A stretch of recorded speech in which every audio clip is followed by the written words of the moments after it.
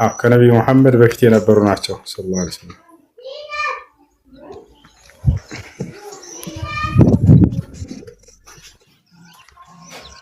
እሺ ሌላ ጥያቄ አለሽ?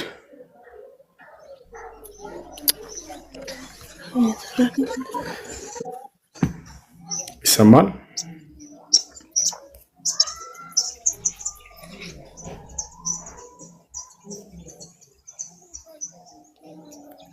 እየተቆራረጠብኝ ነው። እስቲ ድምጻችሁ እሺ በደንብ ሲሰማሽ መቀጠል።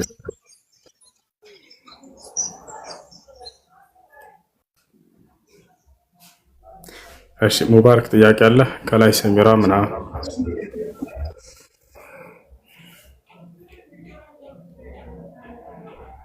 ይሰማል? ጥያቄ ከሌላችሁ ባትልኩ ልጆች በተደጋጋሚ ተናገርኩ። ሰላም አለይኩም ወራህመቱላሂ ወበረካቱ። ና እንዴት ነው? ሰላም ነው? አልሐምዱሊላህ ደህና ነኝ። ጥያቄ ነበረኝ ወሶ። እሺ እኔ የመጣሁት ሰርቶ ክፍያ ነበርና ሰርቶ ክፍያ ነበር የመጣሁት። አሁን ከመጣሁ በኋላ የዕዳ እየከፈልኩ እያለ የተነጋገርነው በሳውዲ አረቢያ 14000 ብር ነበረ። አሁን እየከፈልኩት እያለ ለተወሰኑ ቀናቶች ያዘኝ ማለት ነው። ከስራ ገለለኝ ለ3 ወር ያህል እና 3 ወር ስቀመጥ በጣም ስቃይ ነበረ። ከዛ አውጣኝና ብሬ ልስጥህ ብር እየሰራሁ ልስጥህ ብሬን ልስጥህ ስለው አይ አትሄጂም ስራ ምናምን ብሎ ቤት ውስጥ አገደኝ እና እየተቀመጥኩም እያለ ብቻ እየተቀመጥኩ እያለ ቀናውም እየገፋ 3 ወር አስቆጠርኩኝ። መጨረሻ ላይ ወጣው እና ከወጣሁም በኋላ ስራ እየሰራሁኝ የሰጣሁትን ብር 7000 8000 ብር ስሰጠው ይሄን አልሰጠሽኝም፣ 6ም ስሰጠው 6 አልሰጠሽኝም ይለኛል። እና እንደዛም እያለ መጨረሻ ላይ 10000 ብር ሞላው። 10000 ብር ሞልቼ 10000 ብር አልሞላሽም አለኝ። መጨረሻ ላይ ስራ ወጣው። ስራም ሞትቼ ብር መልሼ ሰጣሁት 10000 ሞላው መጨረሻ ላይ ማለት ነው። እና መጨረሻ ላይ ተጣላን። ነይ አሁንም አለኝ ስራ አቋርጠሽ ነይ አለኝ። አይ ስራ አቋርጬ አልመጣም ቤተሰብ መርዳት አለብኝ። ባይዘው 2 አመት የመጣኔ ቤተሰብ መርዳት አለብኝ። እናቴ አለች። እናቴ ቤቷ ተቃጥሎባት ኪራይ ቤት ነው ያለችው። ለእናቴ እንኳን ብር አላኩም። ለእናቴ መላክ ፈልጋለሁ እና አሁን አልመጣም ስራ መስራት ነው የምፈልገው ስለው ስራውን አቋርጠሽ ነው ያለኝ። ስራ አቋርጬ አልመጣም አልኩት። በዛው ተጣላን እና እኔም ወጥቼ ጠፍቼ እየሰራሁ ነው። አሁን ላይ ደግሞ ብሬን አምጪ ብሬን መልሽ አለ። አይ እኔ እንደዛ ብርን ካብዬ ብርን ቢብለህ አንቺ ካልመጣሽ ብለህ ነው የተጣላ ነው። ብሩ ሰዓቱ አልፏል። አሁን ብር አልሰጥህም ብዬ ከለከልኩት። ያ ብር ለኔ ዋጅብ ነው ወይስ ምንድነው? ግዴታ ነው ግዴታ አይደለም? እሺ ሰርቶ ለመክፈል በሚል ነው የተስማማችሁት አይደለ? አዎ ሰርቶ ለመክፈል ነው። ብሩ ግን ያወጣውን ወጪ ሰጥቼዋለሁ። ትርፍ ነው ይሄ። ግን በትርፍም ቢሆን ተስማምቼ ነው የመጣሁት። ተስማምቼም አልከዳሁትም ነበረ። እሱ ግን በፈለገው ሰዓት ስራ ያቋረጠ ውጪ ኢጃዛ ውጪ ያለኝ በቃ ሺሻ ያጨሳል ጫት ይቀማልና የሺሻ ዕቃ እንዳጥብ የሐራም ነገር ተባባሪ እንዳደርግ ነው የሚያደርገኝ ማለት ነው። ከስራ ቦታዬ ያስገልለኛል። እኔ ደግሞ መገለል አልፈልግም። ሙስሊም ነው። አዎ አህባሽ ነው። ነው ሙስሊምና ባልሽ ነው? ላላ ባሌ አይደለም ደላላ ነው። ታዲያ ለምንድን ነው የሚያዝሽ በፈለገ ሰዓት ውጭና ቃጠብ እያለ? አይዋ እኔ አይ ባሌ አይደለም ደላላ ነው። ያው የመጣሁበት ደላላ ስለሆነ ነይ ነው የሚለኝ። እኔ ደግሞ አልመጣም ብዬ በዚህ ተጣላን። የመጨረሻ ላይ እርምጃ ሊወስድብኝ እንደሆነ ኢንፎርሜሽን ስሰማ ኢጃዛ ሰው የለም ነይ አለኝ። እኔ ኢጃዛ በወንድ በሆነበት ሰዓት አልመጣም። እኔ ባሌ አይደለም ዝጋ ባለ ትዳር ነኝ አልኩት። በእርግጥ እኔ ትዳር የለኝም ግን ትዳር አለኝ ነው ያልኩት።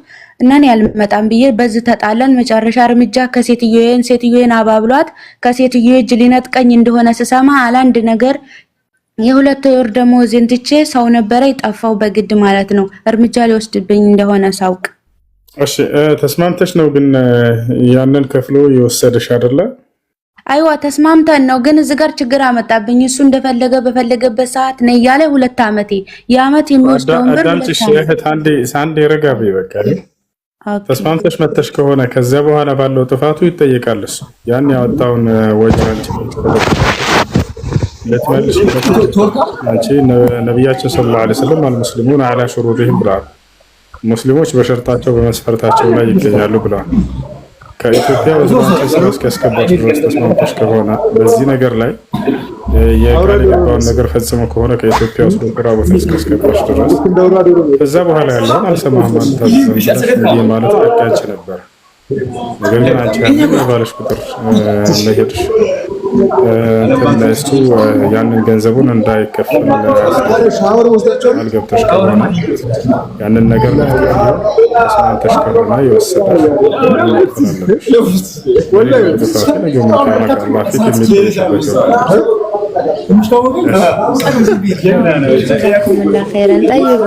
ለሁለት ዓመት ያህል ዘካት ነበር እዚህ ከመጣሁ ባለመጣት ወይስ ምንድን ነው የሚያደርገው? አሁን መስጠት አሁን ተውበት ማድረግ ሱብሃነ ወተዓላ መስጠት ያንን 6 ኪሎ ሩዝ ገዝተሽ ለዳማ ጀዛኩሙላህ ኸይረን እሱ ወያክ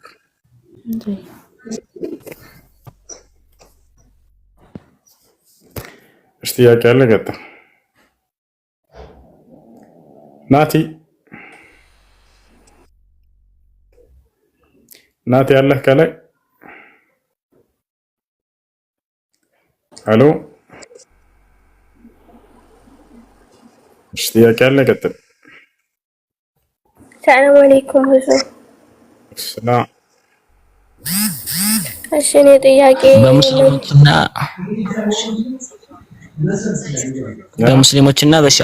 በሙስሊሞችና በእኛ እና በሺዓዎች መካከል ላይ የሚገኘውን ልዩነት እንድታብራሪልኝ ነበር።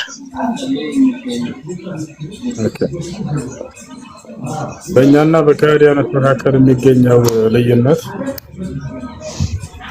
እነሱ አንደኛ ሐዲስን አይቀበሉ ገባኝ። አንደኛ ሐዲስን አይቀበሉ ሰሃቦች እንዲሁም ምርተድ ናቸው ብለው ያምናሉ። የተወሰኑ ሲቀሩ አሊ ብን አቢ ጣሊብ እና ቤተሰቦችን ሲቀር እንዲሁም ሰልማን አልፋሪሲ፣ ዐማር ኢብኑ ያሲር፣ አቡዘር አልጊፋሪ፣ ጃቢር ብን ዓብድላህ እነዚህ አልከፈሩም። ሌላው እንዳለ አቡበክር ስዲቅ፣ ዑመር ብን አልኸጣብ ከፍረዋል ብለው ያምናሉ። يعتقدون أن الصحابة كلهم ارتدوا بعد موت رسول الله صلى الله عليه وسلم إلا نفر قليلا الذين ذكرتهم آنفا يعني. ويعتقدون كذلك أن القرآن محرف ومبدل زيد فيه ونقص عنه، والذي زيد فيه هو فضائل الصحابة الموجود في كتاب الله عز وجل، والذي نقص منه هو فضائل أهل بيت النبي عليه الصلاة والسلام. هذه هي بعض عقائدهم الفاسدة الكفرية. ويعتقدون كذلك أن عائشة رضي الله عنها قد زنت، وقد برأها الله سبحانه وتعالى في سورة النور، وكفر سبحانه وتعالى من أصر على اتهامه وافترائه على عرض أم المؤمنين عائشة رضي الله عنها بعدما برأها الله عز وجل، حيث قال: إن الذين جاءوا بالإفك عصبة منكم لا تحسبوه شرا لكم بل هو خير لكم، إلى قوله سبحانه وتعالى: يعظكم الله أن تعودوا لمثله أبدا إن كنتم مؤمنين. ومنهم من يعتقد أن أهل بيت النبي صلى الله عليه وسلم الاثنى عشرية يعلمون الغيب، وهذه من خصائص الله سبحانه وتعالى التي اختص بها عن خلقه. قال سبحانه وتعالى في سورة الجن: عالم الغيب فلا يظهر على غيبه أحدا إلا من ارتضى من رسول فإنه يسلك من بين يديه ومن خلفه رصدا. وكذلك يعتقدون الجواز بالاستغاثة والاستعانة والاستعاذة بأهل بيت النبي عليه الصلاة والسلام، وهذا شرك صريح بالله عز وجل. ومنهم من يعتقد أن جبريل عليه السلام أخطأ في رسالته واشتبه عليه وجه النبي عليه الصلاة والسلام وعلي بن أبي طالب، مع أن الله سبحانه وتعالى أرسله إلى علي بن أبي طالب، لكنه اشتبه عليه وجه النبي صلى الله عليه وسلم وأعطى الرسالة للنبي صلى الله عليه وسلم، ولذلك يعتقدون أن جبريل عليه السلام أخطأ في الرسالة. هذا كفر صريح بالله عز وجل. وعندهم عقائد فاسدة الكفرية غير ما ذكرناه آنفا. هاي لينا وقفتها ሌላ ጥያቄ ያለ ሰው? አሰላሙ አለይኩም። ወአለይኩም ሰላም። አማን ነው አላህ አልሐምዱሊላህ። ኒካ ላስር ነበርና ቀጣይ በሚገባው ወር ኒካ ይታሰርም አሉ። ይሄ እንዴት ይታያል? ዝም በላቸው። ቀጣይ በሚገባው ወርም በሚወጣው ወርም በሚወርደውም በሚተኛም በሚያገድመው በሁሉም ወር ማሰር ትችላለህ። ዝም በላቸው። ጀዛከላህ።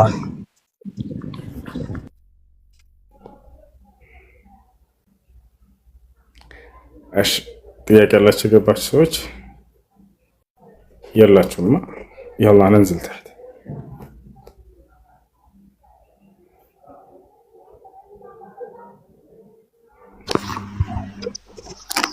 يا سلام.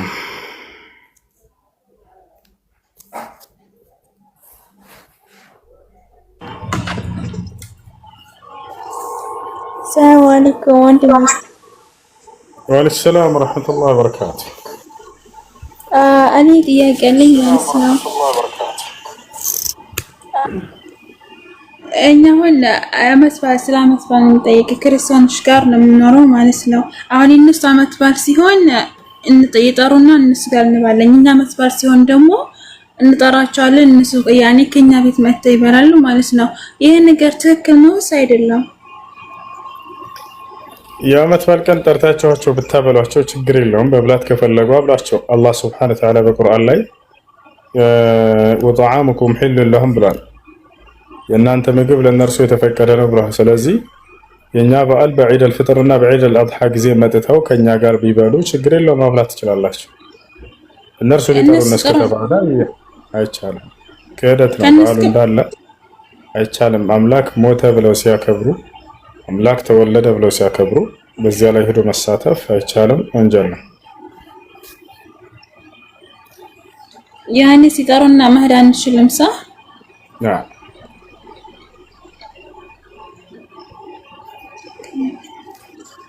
አህለን ወሰህለን ኢንጂነር። ምክንያቱም እኔ ሰላም አለይኩም ወራህመቱላሂ ወበረካቱ። ወንድሜ እንዴት ነው? ወአለይኩም ሰላም ወራህመቱላሂ ወበረካቱ። ሰላም ነው ወይ?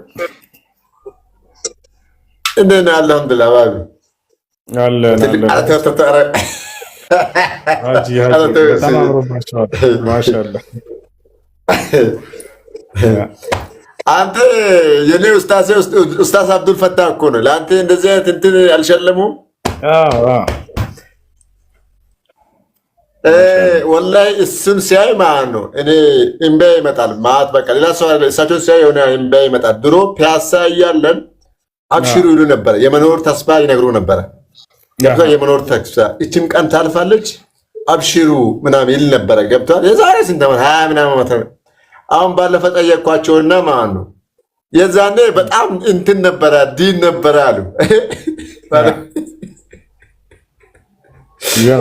የዛኔ ሰው ለሰው ያዝናል በጣም እንትን ነበረ አሉኝና የዛን ጊዜ በውይይት አንተ ገና ልጅ ነህ በውይይት ምናምን ነበረ የሚካሄደውና የዛኔ ሲያስታውስ እሳቸውን ሲያይ እንደዚህ ባይመጣ ነበረ። አሁን ግን የመጣሁት ያው አንተ ስልክና አትላክቶ አላህ ያገናኛል። አክሱም ላይ ባለፈው እዚህ የሰለመ ልጅ ማለት ነው ከኮሚቴዎች ጋር አገናኘው እኮ እዚህ ካሉ ተወላጆች ጋር አገናኘው። ጓደኞቼ ነበር። እሺ አገናኘው አንዳንድ ነገር እንትን እንድልኝ አገናኛቸው ከዛ አሁን እዚህ ኮሚቴዎች እንትን ብሏል እና አንዳንድ አስፈራዎቹ ለዛጋቸ ለጉዳይ ምናምን ላላቸው ነገር እንትን እያለ ስለሆነ ልጅንም አገናኝቼ ያለው እነሱንም እዚያ ዛሬ አልነጃሺ ፕሮግራም አለ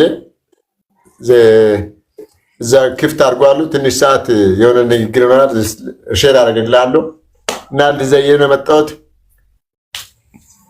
مرحبا شكرا جزاك الله خيرا ان شاء الله. አንተ ወደ ትልቁ ተመለሳ። ሚዲያ ስለሆነ ማለት ማውራት ስላልፈለኩ ነው እሱዬ። مرحبا ችግር የለም።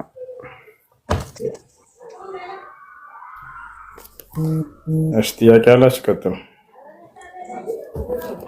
እሺ ወንድም እኔ ደግሞ ጥያቄ አለኝ ማለት ነው። አሁን እኛ አክስቶቻችን እንደዚህ እነሱ የማይፈልጉን ከሆነ እነሱን ግዴታ ለመጠየቅ እንደዚህ ግዴታ አለብን የለብንም? ጠይቋቸው እናንተና የዝምድና መቀጠልን አስተምሯቸው። ከምትርቋቸው እንደዛ ታድርጉ አስተምሯቸው። ነገር ግን እናንተ እየሄዳችሁባቸው እነሱ አይ እኛ እንድታገኙን አንፈልግም በቃ አትምጭብኝ ካሉሽ የዛኔ መሄድ ግዴታ የለብሽ። ላ የኔውን በስልክ ስደውላቸው ስልክላቸው አይመልሱም። እንትን አልሄድም ከነሱ ግን ስደውላቸው እንደዚህ አይመልሱም። ካልመለሱ እኔ ግዴታ እነሱ መጠየቅ አለብኝ ነው خلاص ያኔ እህት እነሱን ጠይቃቸው ሊረሱ ይችላሉ። ምክንያት ስጧቸው። ቤተሰቦቻቸው ስልክ ስላላነሱ ብላችሁ አትዝጉ። ምናልባት ስራ ላይ ሊሆኑ ይችላሉ ብላችሁ ሌላ ምክንያት ሰጣችሁ ዑዝር ስጧቸውና በሌላ ጊዜ ደውላችሁ አስታውሷቸው። አይ ሰላም ናችሁ? ሰላም ነው። እንዴት ነህ? አማን ነው ወይ? ጠፋችሁሳ? አለን አማን ነው። ወራ ተመስገን እግዚአብሔር ይመስገን። እንዴት ነው? አረ አለ አልሐምዱሊላህ። ጥያቄ ልጠይቅ ነበር። መግባት ይቻላል? መግባት ይቻላል። ጠይቅ። ግን አንድ ነገር ሙሐመድ አራት አግቡ ያሉበት ምክንያት ምንድነው? አንድ ሰው ለአዳም አንዲት ሔዋን ተፈጠረችውና እንዴት አራት ሴት ማግባት ይቻላል? በሃይማኖት ላይ ያው ለአንዱ አዳም አንዲት ሔዋን ስለተፈጠረች አራት ሴት እንዴት ማግባት ይቻላል? በየኮል መግለጽ ይችላል? ነቢያት በየዘመናቱ ከአንድ በላይ ለነቢያቶች ደንግጎላቸዋል። አላህ በቁርአን ላይ ሲናገር ወለቀድ አርሰልና ሩሱለን ሚን ቀብሊከ ወጀዐልና ለሁም አዝዋጀን ወዙርያ ይላል። ሙሐመድ ሆይ በእርግጥም ከአንተ በፊት ለነቢያቶች ለመልእክተኞች ልኬያቸው ነበር፣ ሚስቶችንም አድርጌላቸው ነበር፣ መልካም ዘሮችንም አድርጌላቸዋለሁ እያለ ይናገራል። የቀደሙት ነቢያቶች አብርሃም ከአንድ በላይ አግብተዋል፣ ሙሴ ከአንድ በላይ አግብተዋል፣ ዳዊት ከአንድ በላይ አግብተዋል፣ ሰለሞን 700 ሚስቶች አግብተዋል። አንድ ቦታ የከለከለባቸው ቦታ የለም። ለምን እነዚህን አገባቸው ብሎ አልተቃወማቸውም፣ ወይንም ከአንድ በላይ አታግቡ ብሎም አልከለከለም። ስለዚህ ይሄ በእርሳቸው በነብዩ ሰለላሁ ዐለይሂ ወሰለም እና በትውልዳቸው ላይ የተጀመረ አዲስ ነገር አይደለም። የቀደሙት ነቢያቶች ሁሉ ከአንድ በላይ ሚስቶችን ያገቡ ነበር። አይ እሺ እኔ ግን እንደ በቃ እንዴት ልክ ያው በሃይማኖት አንድ ቀይ ሰው በትክክለኛ አይምሮ አሰበው ደስ የሚያስብልህ አንድ ሴት ነኝ። አሁን ለምሳሌ ለኔ አንድ ሴት ደስተኛ የሷንም ስነንጓ እየተረዳው እሷም የኔን ስነንጓ እየተረዳች ደስ የሚለው አንድ ሴት ጋር ነው እንጂ ሁለቱም ሶስቱም ይሄርክማ እሷንም በቃ አይምሯት ይጎዳል። ጥሩኛ ሬ ከዘኛው ሴት እያለ የሆነ አይምሮ ይጎዳል። ትክክለኛ አይምሮ ማለት ነው። ስለዚህ እግዚአብሔር ተሳስቷል ማለት ነው ሁለት አግቡ ብሎ ሲናገርና ሲያስተምር። የእናንተ ሔዋን የምትዋትኝ ሔዋን ነው ማን ነው የምትዋትኝ? እናንተም የኛም አዳም ነው። መጽሐፍ ቅዱስ ላይ አንድ ሰው ሁለት ሚስት ቢኖሩት ችግር የለበትም እግዚአብሔር። እንዳውም እንዴት ሚስቶችን በፍትህ ማስተዳደር እንዳለበት ህግና ስርዓትን አውጥቷል እግዚአብሔር። እና ለመጽሐፍ ቅዱስ ላይ ለአንተ ሁለት ሚስቶች ቢኖሩህ እንደዚህ ብላ አስተዳድራቸው እያለ ህግና ስርዓት ያወጣል። ላሳየህ መጽሐፍህ ላይ ምን ትላለህ? ወረድክ እንዴ? ጌታ ሰው ሚዛናቸው አይምሯቸው ነው። በቃ እኔ ይደብረኛል አለ ለጭንቅላቱ ማለት ነው። እሱ ግን እኮ ማለት ወላ አለ አቅል ጨምሮ ችሎታ ሰጥቷል። ለምን መሰለኝ ገና ምንም ነገር አላወቀም።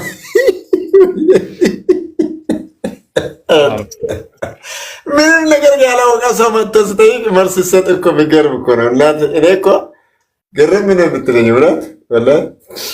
በላንተማ ሲቪል ሰርቪስ ነው መግባት አለብህ። እዛ ነው ከሲኤምሲ ያለውና ሲቪል ሰርቪስ ላለው ተማሪ ማይጠይቅ ጥያቄ የለም። እና ቻው በቃ እኔ ትንሽ አጃ አለችብኝ ሊወጣ ነው። እንገናኛለን። በላት መርሐባ። ኢስላምን ለመተቸት ብቻ እንጂ አላማቸው የሆነ ነገር ላይ ቆመውና ተነስ ከሆነ ነገር ላይ ተነስተው አይደለም። ለምን ሲባል መጽሐፉን አይደለም መጽሐፋቸው ላይ ያለን ነገር ነው እንዳለ ይዘው የሚመጡት። ሰው አንድ ነገር ሰው ሲተች ከእምነት ካለው ከእምነቱ ተነስቶ ከዛ ይተቻል። እኔ እንዳው ደስ አይለኝም ማለት። ስለዚህ እግዚአብሔር ደስ ስላለው ነው ከአንድ በላይ ሰው ሚስት ቢኖረው ብሎ ህግና ስርዓት ያወጣው። አያስከድም እንደዚህ። ይልቁንስ ያለው ነገር ትዳር ምን መሰላችሁ? የሚለየው በእስላምና በመጽሐፍ ቅዱስ ላይ ያለው አንደኛ እስከ 700 ምናምን ማግባትን አምላክ የትኛው ጊዜ አልፈቀደም። በእስልምና የሚለየው ምን መሰላችሁ? ትልቁ ነገር በእስልምና እንደ ሰው ሚስትን ሲያገባ ከአንድ ጀምሮ መልካም ዘርን ያፈራ ዘንድ ነው ዓላማው። ከአንድ ሁለትም ሶስትም እስከ አራትም ሲያገባ።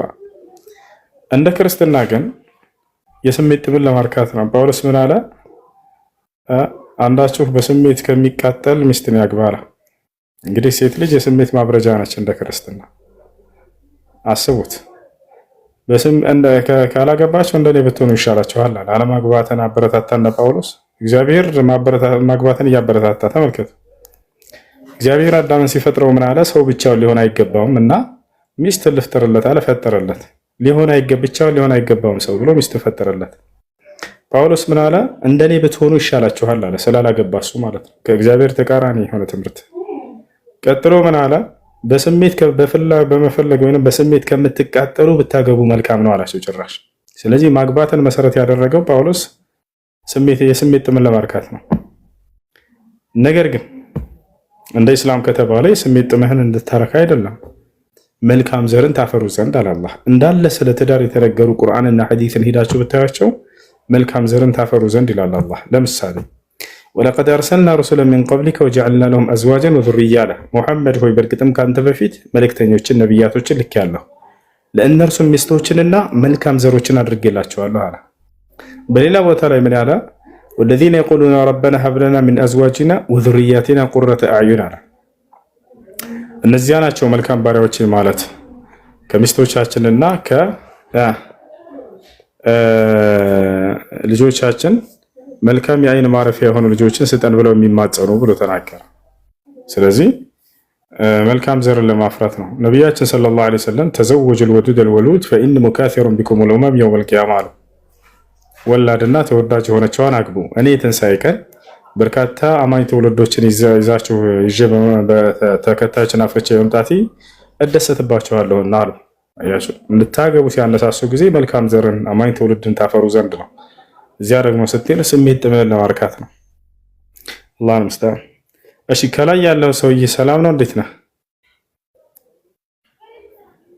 አሎ፣ እንዴት ነህ? ደህና ነው ወይ? አለን። ሰላም ነው አለን። ክርስቲያን ነህ? ክርስቲያን ነኝ። በክርስትና ስንት አምላክ ነው ያለው? አንድ ነው። አንድ አምላክ ነው አይደለ? አብ አምላክ ነው። ፈጣሪ አንድ ነው። እኔ እንግዲህ ሌላ ማውቀው ነገር የለም። ያስረዳኝ። እሺ፣ አብ አምላክ ነው አይደለ? እኔ አላውቅም። እኔ እግዚአብሔርን እንደሆነ ነው የማውቀው። ክርስቲያን ነህ አይደለ? አብ ወልድ መንፈስ ቅዱስ አንድ አምላክ ብለው አላስተማሩህም ሲሉ ሰምተህ አታውቅም? ጭራሽ እንደዚህ አይነት ነገር አልተማርኩም። እሺ፣ አንድ አምላክ ክርስቲያን ነው። እሺ፣ ያ አምላክ ስለአንተ ኃጢአት ብሎ ሙቶልሃል? ያው ኢየሱስ ሞቷል ነው የሚሉት።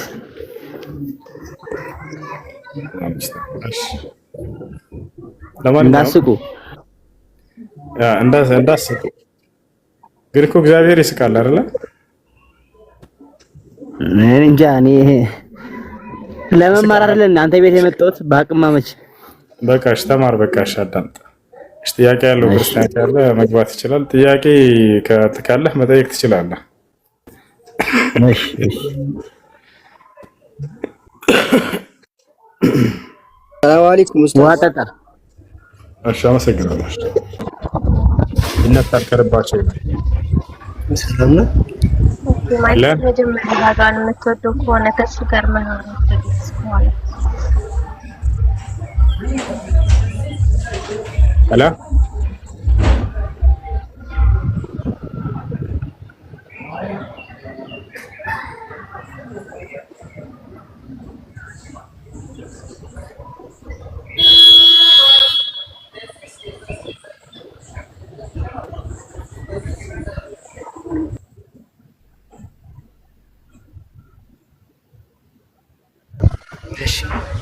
እሺ፣ ይሰማል።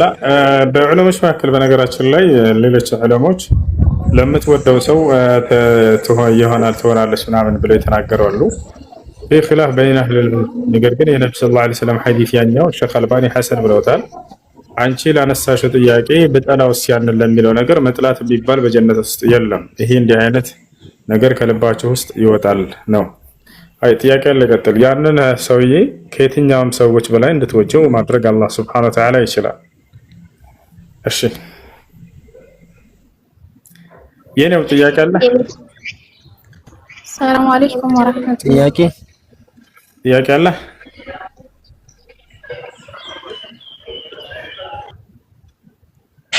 ጥያቄ አለ። ቀጥልሽ። ስለ ቴሙ ማደራገር ብታሳየኝ ይላል። እሺ ያው ቢስሚላህ ብለህ በመዳፋ ፈርመታት አድርግና ከዛ በኋላ ይሄንን ፊትህን እንደዚህ ማበስ ዛይን የቀኝህን በግራ ይሄኛውን በዚህ እንደዚህ ከላይ በኩል ማበስ አለ። ሰማላ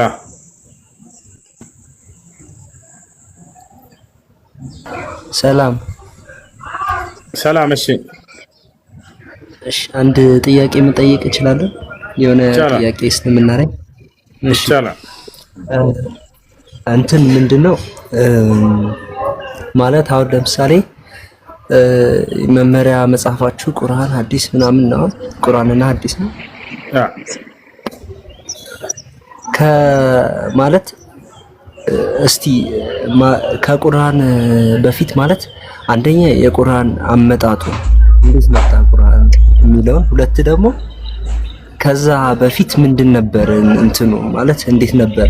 ለምሳሌ ከሰማይ ወረደ ብላችሁ አመጣጡት።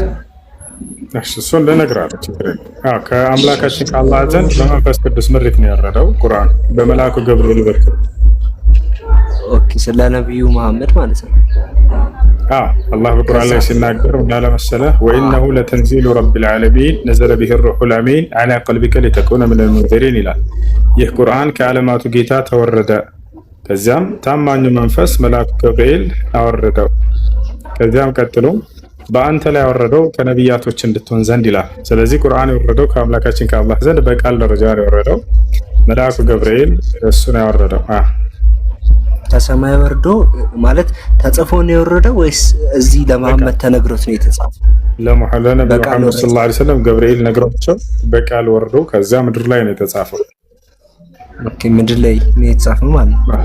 ስለዚህ ከዛ በፊት እንዴት ነበር ማለት እስልምና የሚለው ለምሳሌ የዛሬ 1000 እንትና የሚለው ማለት ኮንሰፕት ነበር የሆነ እንዴት እንድታስረዳኝ እንደፈለኩ የሆነ አንድ የሃይማኖት ከናንተም የሆነ ከሌላም ከዓለም መረጃ ጀስት ለማወቅ ችግር የለም። አንደኛ በቁርአን ላይ አምላክ አላህ Subhanahu Wa Ta'ala ከነብዩ መሐመድ ሰለላሁ ዐለይሂ ወሰለም በፊት ነብያቶችን እንዳስነሳ ተናግሯል።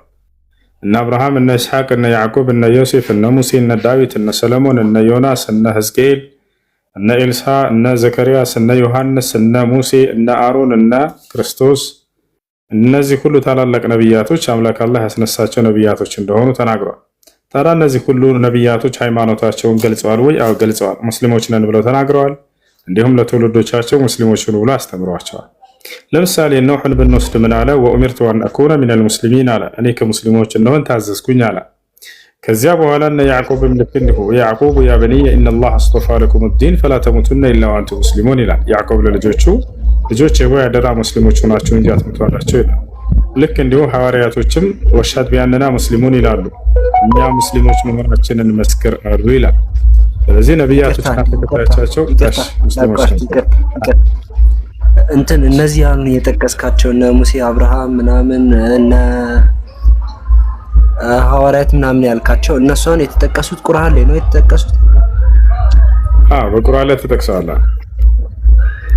አሁን በቃል ደረጃ ጅብሪል በመንፈስ አውርዶለት መሐመድ ጻፈው ነው ያልከና በዛ ጊዜ ስለዚህ ለአንድ ሰው ነው የወረደው፣ ከዛ እሱ ጻፈው ማለት ነው። ለአንድ ሰው ነው የወረደው፣ አጻፈው እሱ ማለት እኔ የፈለኩት አሁን ሐሳቤን ከተረዳው ጀስት የሆነ አለ አይደለ ወይ? ለምሳሌ አሁን መጽሐፍ ቅዱስን ስንመለከተው በተለያየ ጊዜ በ40 ሰዎች ነው የተጻፈው። በተለያየ ጊዜ ማለት ነው። ለምሳሌ የኦሪት መጽሐፎችን አምስቱን የኦሪት መጽሐፎች ሙሴ ጻፋቸው እንላለን። ትንቢተ ሕዝቅኤልን ምናምን እንደሱ እያለን ሙሴ ጻፋቸው የሚል የለም። የኢትዮጵያ መጽሐፍ ቅዱስ መዝገበ ቃላት ላይ ከፈለክ ያሳያለሁ። ሙሴ ያልጻፋቸው እንትን እኔ አሁን ለምሳሌ ኦርቶዶክስ ክርስቲያን ነኝ እና መጽሐፍ ቅዱስ ለምሳሌ አሁን እንደ ሌላው እምነት ማለት መጽሐፍ ቅዱስ ብቻ አንልም። ትውፊት አለ፣ ታሪክ አለ፣ እንደገናም ደግሞ የተለያዩ መጽሐፎች ገድላቶች አሉ፣ ስለሱ የሚመሰክሩ አሉ እና መጽሐፍ ቅዱስን ብቻ ተወስነን አይደለም ያነዛን መጽሐፎች ሙሴ እንደጻፋቸው 81 መጽሐፎች ስብስብ ናቸው። እስከ 81 መጽሐፎች የሆነ ተሰባስበው የመጡ ናቸው ሁሉም ማለት ነው። እያንዳንዱ የየራሱ ሙሉ መጽሐፍ አለው ማለት ነው። 81 መጽሐፎች አንድ ላይ ሆነው ነው የመጡት። በዚህ አሁን የምናየው መጽሐፍ ቅዱስ 81ኛ የሚቀበለው እንደዛ ነውና አሁን ጀስት ሌላ እንድሰጠኝ ነበር። ሌላ የሆነ አለ አይደለ?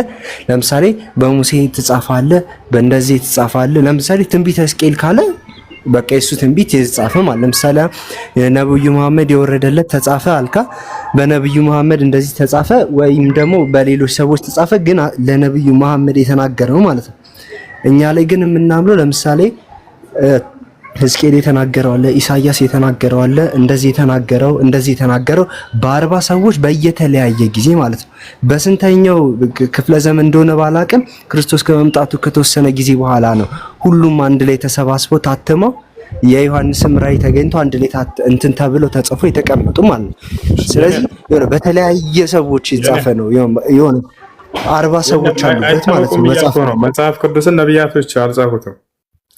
መጽሐፍ አስቴር አለ። አንተ 81 እያልክ ከነዚያ መካከል መጽሐፍ አስቴር አለ። መጽሐፍ አስቴር ማን የጻፈው ይታወቃል እኮ። እነሱን እያንዳንዱን እንዳለ ታሪክ አለ እኛ ጋር የተቀመጠ የጻፋቸው ማለት ነው። የለም እያልኩ ነው። የለም አሁን እሱ ማን እንደጻፈው አይታወቅም። ማስረጃ ላሳይህ። ስለዚህ ታዲያ እንዴት ማለት ካልተጻፈ እኮ በሆነ ሰው ካልተጻፈ ያ ነገር አይደለም ማለት ነው እኮ። ይኸውልህ ጸሐፊዎች አይታወቁም እያልኩ ነው። የቁርአን ጸሐፊ ግን ይታወቃል። እኔ አሁን አሳየህ ብትለኝ የቁርአን ጸሐፊ አሁን ያሳያለሁ። አንድ የነብዩ መሐመድ ሰለላሁ ዐለይሂ ወሰለም ለምሳሌ የአስቴር አይታወቅም ማለት የእንትንስ ለምሳሌ አሁን 12ቱ ሐዋርያት የጻፉት የዮሐንስ ራእይ፣ የሐዋርያት ሥራ፣ የጳውሎስ መልእክት ምናምን የምንላቸው እነሱ አሁን ጸሐፊዎቹ ይታወቃል። እነዚህ አይታወቁም። ዕብራውያን ለምሳሌ አንተ የጳውሎስን ብለህ ታምናለህ አይደል? የማቴዎስ ወንጌል ለምሳሌ ማቴዎስ ነው የጻፈው። የለም ማስረጃ የለም። ማቴዎስ እንደጻፈው ማስረጃ የለም። እኔ ነኝ የጻፍኩት ብሎ የተናገረበት አንድ ቦታ የለም እንዴ። ይሄንን ጻፍኩላችሁ። ለምሳሌ አሁን የዮሐንስ መልእክቱን ሲጀምር ወንድሞቼ እንደዚህ እንድታረጉ ምናምን ጻፍኩላችሁ ይላል። በደንብ ምዕራፍና ቁጥሩን ጀስት ስላልያዝኩኝ ነው እንጂ ሲጀምር ምናምን እንደዚህ የለም። ሲቀጥል 12ቱ ደቀ መዛሙርት ያልከው ስህተት ነው። የ12ቱ ደቀ መዛሙርት አይደሉም መጽሐፍ ቅዱስን የጻፉት። ሉቃስ ለምሳሌ የሐዲስ ኪዳንን ነው ማለት። እሺ ስለዚህ ሙሉ ቁርአን ለእንትና ነው የወረደው ማለት ነው፣ ለመሐመድ ነው የወረደው። አንተ አሁን የጻፈው አይታወቅም አልከኝ። ወደ አንተ እንምጣና ሙሉ ቁርአን መሐመድ ነው ያወረደው፣ መሐመድ ነው የተናገረው ለምድር አልክ። ጅብሪል አውርዶለት አንዴ አዳምጥ ልንገርህ። እሺ ራንድ ገባኝ። አይ ለማለት የፈለከው ገባኝ። ለምሳሌ አይታወቅም አልከኝ። የመጽሐፍ ቅዱስ ጸሐፊ ጀስት አይታወቅም አልከኝ። እኔ አሁን ስለማልል ነው እንጂ ባስረዳ ደስ ይለኝ ነበር መጽሐፉን ምናምን ይዤው ማለት ነው። አይታወቅም አልከኝ። ወደ አንተ ልምጣና አንዴ እቺን ጥያቄ ጨርሼ ልውጣ። ለመሐመድ በጀብሪል አማካኝነት በመንፈስ ወረደለት አልከና በቃል ደረጃ አሁን የምትጠቅሳቸው ማለት ነው እየጠቀስክልኝ ከቀደምት የነበሩ ሙስሊም የነበሩ ነቢያት አልከኝ እንዳለ ስለነሱ ታሪክ ምናምን ነብይ ስለነበር የኋላውንም ያውቃል ለሱ ተላከለት ማለት ነው በቃል ደረጃ በጅብሪል። አሁን ልጠቅስልኝ የምችለው እኛ ሙስሊም ነን እኔ ሙስሊም ነኝ ብለህ ልጠቅስልኝ የምችለው ከቁርአን ነው ማለት ከመጽሐፍ ቅዱስ ልጠቅስልሃለሁ፣ ችግር የለም ከፈለክ። ስለዚህ እስቲ ከሌላ ነገር የሆነ ማለት አንድ ማስረጃ ለማወቅ የሚሆን አንድ ማስረጃ ችግር የለም ሙስሊም እንደነበሩ ማለት ነው ከቁርአን ውጪ ችግር የለም። ከመጽሐፍ ቅዱስ ላይ ቃል በቃል ሙስሊም እንደነበሩ ነብያቶች ላሳየህ አንድ ጊዜ።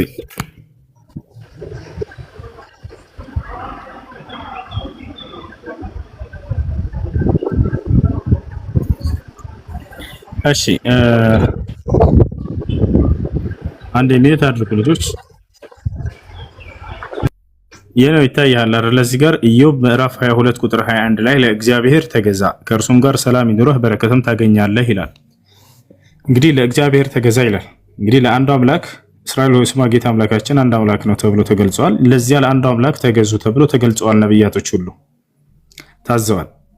ስለዚህ ለእግዚአብሔር መገዛት ማለት ነው። ቀጥታ ይሄን ምዕራፍና ቁጥር ይዘን ዕብራይስጡን ሄደን መጽሐፈ ኢዮብ ምዕራፍ 22 ቁጥር 21ን ወደ አማርኛ ቀይረው ለእግዚአብሔር መገዛት ማለት ምን ማለት ነው የሚለውን እንመልከት። መጽሐፈ ኢዮብ ያው እዚህ ጋር ምዕራፍ 22 ቁጥር 21 ላይ እንገባለን። ምዕራፍ 22 ቁጥር 21 ላይ እንግባ።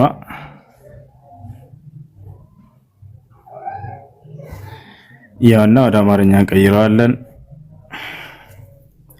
የነው ይታያል። አንድ ሚኒትን አንሳ። መጽሐፈ ኢዮብ ይታያል። ምዕራፍ 22 ቁጥር 21 ሂብሩ የሚለው ላይ እንገባለን። ዕብራይስጡ ላይ ይሄ ለእግዚአብሔር ተገዛ ይላል። ለእግዚአብሔር መገዛት ማለት እንግዲህ ሁሉም ነብያት የታዘዘበት ትእዛዝ ነው። ለአንዱ አምላክ ለእግዚአብሔር ተገዙ እየተባሉ ለዚያ ለአንዱ አምላክ ተገዙ ሲባሉ ታዲያ ምን ማለት ነው የሚለውን እናያለን። ወደ ትይዩ ዕብራይስጥ ይሄድላል። የመጽሐፈ ኢዮብ ምዕራፍ 22 ቁጥር 21 ወደ ትይዩ ዕብራይስጥ ይሄድላል። እንሄዳለን። ታዛዥ ነን። ከዛም ወደ አማርኛ እንቀይረዋለን። እሺ ያው ወረድ ብለን እንመልከተው። ለእግዚአብሔር መገዛት ማለት ምን ማለት ነው? ያና ለእግዚአብሔር መገዛት ማለት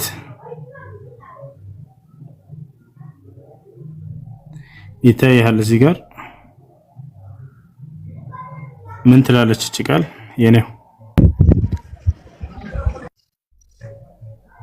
እስልምና ለእግዚአብሔር በትክክል መገዛት። ስለዚህ ለእግዚአብሔር ተገዙ ሲባሉ ጊዜ ሙስሊም ሆኑ እየተባሉ ነው ባጭሩ። ያው ሙስሊም የሚለውንም ቃል እዚሁ ጋር ታገኛለህ። ታያን። ስለዚህ ነብያቶች ሁሉ ለአንዱ አምላክ ለእግዚአብሔር ተገዙ። ትራንስሌተር ነው እዛው ዕብራይስጡ ላይ ገብተህ ባይብል ሀብ ላይ ስታየው ጊዜ ስተረጉመው እዚያው መፍቻ ቃሉ ላይ እያንዳንዱ ቃል ለእግዚአብሔር መገዛት የሚለውን ሲፈታለህ ጊዜ እስልምና ማለት ነው ብሎ አስቀምጦታል፣ ወይንም ሙስሊም ማለት ነው ብሎ አስቀምጦታል። እንዴ እስልምና ለእግዚአብሔር መገዛት ከሆነ እኮ እግዚአብሔር እኮ ልጅ የለውም ብላችሁ እኮ ነው የምታምኑት እናንተ። አሁን ልጅ አለው የለውም ወደሚለው እንመጣለን። ግን ለአንዱ አምላክ መገዛት የሚለውን ትእዛዝ ለነብያት ሁሉ ታዟል። ለአንዱ አምላክ ተገዙ ሲባሉ ጊዜ ሙስሊም ሆኑ እየተባሉ ነበር ባጭሩ። ይሄንን ሙስሊም የሚለውን ወይንም እስልምና የሚለውን ከቁርአን ውጭ ባሉ መጽሐፍቶች ላይ ማየት ፈልጋለሁ ብለን ነበር። እሱን ያሳያል። ስለዚህ ለአንዱ አምላክ ይገዛል። ኢየሱስ ክርስቶስ ሳይቀር ለአንዱ አምላክ ይገዛል አይደለ? ስለዚህ ሙስሊም ነበር ማለት ነው። እንደሚገዛ ለአንዱ አምላክ ዮሐንስ ወንጌል ማን ነው? አንደኛ ቆሮንቶስ ምዕራፍ 15 ቁጥር 23 ላይ ሄደህ ተመልከተ። ኢየሱስ ክርስቶስ ለአምላኩ ይገዛል ይላል ቃል በቃል። ስለዚህ ሙስሊም ናሱ ራሱ። እሺ ኢዮብ ምዕራፍ ስንት ነው ያልከኝ? ምዕራፍ 22 ቁጥር 21 የዕብራይስጡን ቀጥታ ሄደህ ለእግዚአብሔር መገዛት የሚለውን ቃል ቀይረህ ይኸው አንተ በራስህ የዕብራይስጡን ነው ወደ አማርኛ የተረጎምከው አንተ? ባይብል ሀብ ላይ ብለህ ግባና ከኦሪት ዘፍጥረት እስከ ራዕይ ድረስ የዕብራይስጡ አለ። ያንን ወደ አማርኛ ቀይረው። እያንዳንዱን መፍቻ ቃል ላይ እዛ ለእግዚአብሔር ተገዙ የሚለውን ለእግዚአብሔር በትክክል መገዛት ማለት እስልምና ማለት ነው ብሎ አስቀምጦታል። እሺ አመሰግናለሁ። ጥያቄን ጨርሻለሁ። አይ ጥያቄ አለ?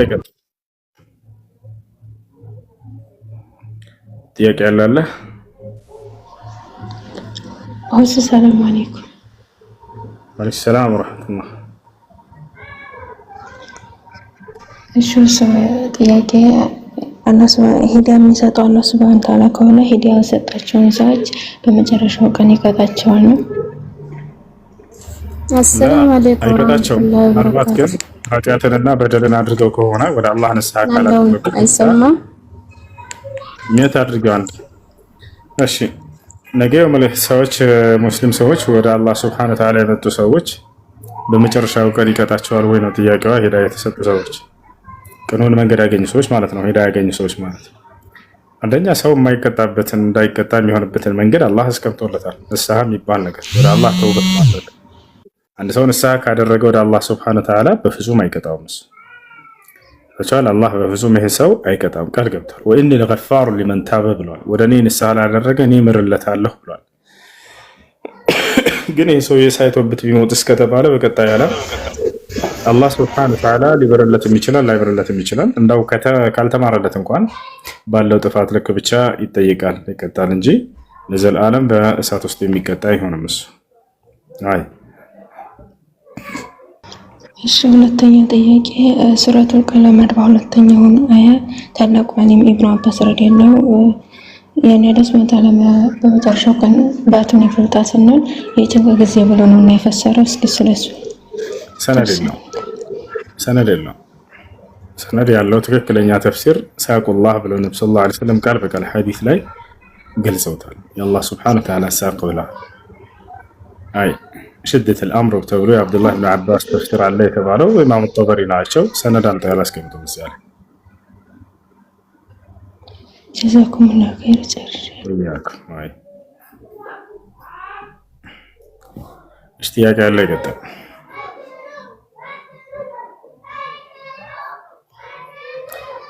ጥያቄ ያለው አለ? الو تسمعون كلامي ولا لا؟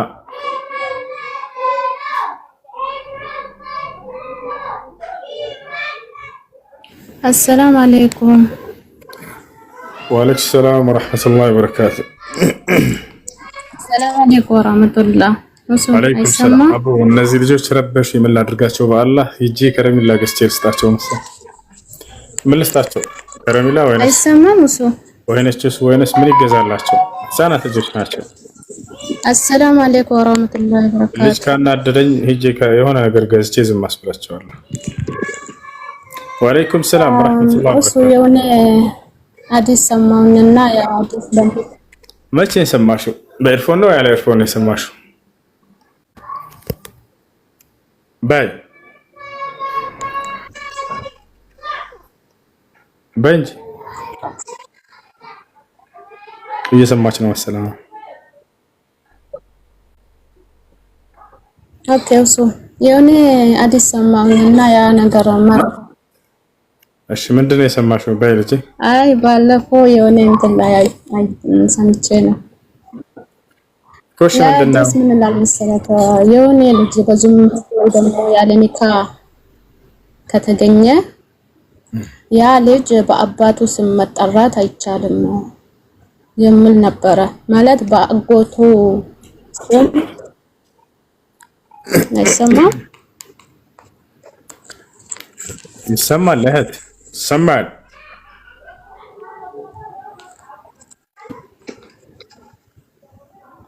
አይሰማም? እሱ ድምፅሽ ከሆነ በቃ ይሰማል። ታች ወርደሽ አዳምጪት።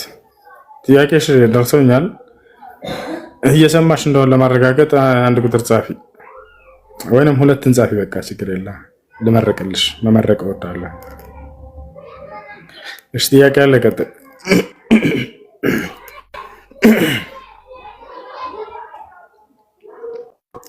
እሱ የጁምዓ ሁለተኛው አዛን አይደረግም፣ ቢድዓ ነው ይባላል። እንዴት ነው?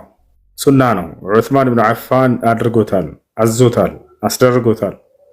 የሰሃቦች የአራቱ የኸሊፋዎች ስራ ቢድዓ ሊባል አይችልም፣ ሱና ነው። ነብዩ ሰለላሁ ዐለይሂ ወሰለም ገልጸውላቸዋል፣ እርሱን ያንን ተናግረውላቸዋል። አለይኩም ቢሱነቲ ወሱነቲ الخلفاء الراشدين ዑስማን ብን አፋን ثالث خلفاء الراشدين قد قال النبي صلى الله عليه وسلم أن عمله أنه سنة كيرسون سرا عندهم يارات الخليفة والسرا سنة بلواتشوال النبي صلى الله عليه وسلم يصحابه أن يارات الخليفة والسرا سنة يالو أي بدعنا بلو يمتو ويتشالم. هؤلاء الحدادية الحجاورة الذين يتهمون عثمان بن عفان رضي الله عنه بالبدع وهم البدع بأنفسهم. هاي وقد رد عليهم الإمام العلامة صالح الفوزان والشيخ العلامة ربيع المدخلي رحمه الله تعالى والعلامة عبيد الجابري رحمه الله تعالى. هاي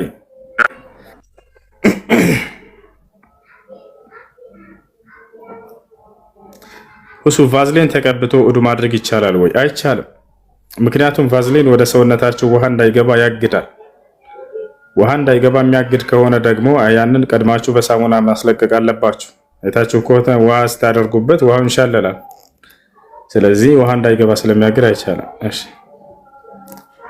ረመዳን ስናፍጥር የሚባል ዱዓ አለ አሉኝ። ምንድነው እሱ ይላል። አዎ አለ። ነብያችን ሰለላሁ ዐለይሂ ወሰለም ረመዳን ስታፈጥሩ ጊዜ ذهب الظمأ وابتلت العروق وثبت الأجر إن شاء الله بلو بالعال من ما ترجمه ذهب الظمأ ጥሙ ተወገደ وابتلت العروق የደም ስሮቻችንን ረጠቡ وثبت الأجر إن شاء الله بالله ፍቃድ ምንዳውም ጸደቀልን በሉ ብለዋል። አይ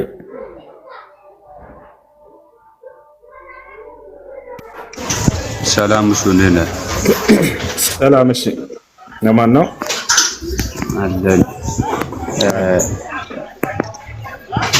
ጥያቄ ነበረኝ። እሺ ጥያቄ ነበር። ቶፒክ ላይ አይቼ እንደመጣሁት ነው እስልምና የነቢያት ሃይማኖት ነው ምናምን እያልሽ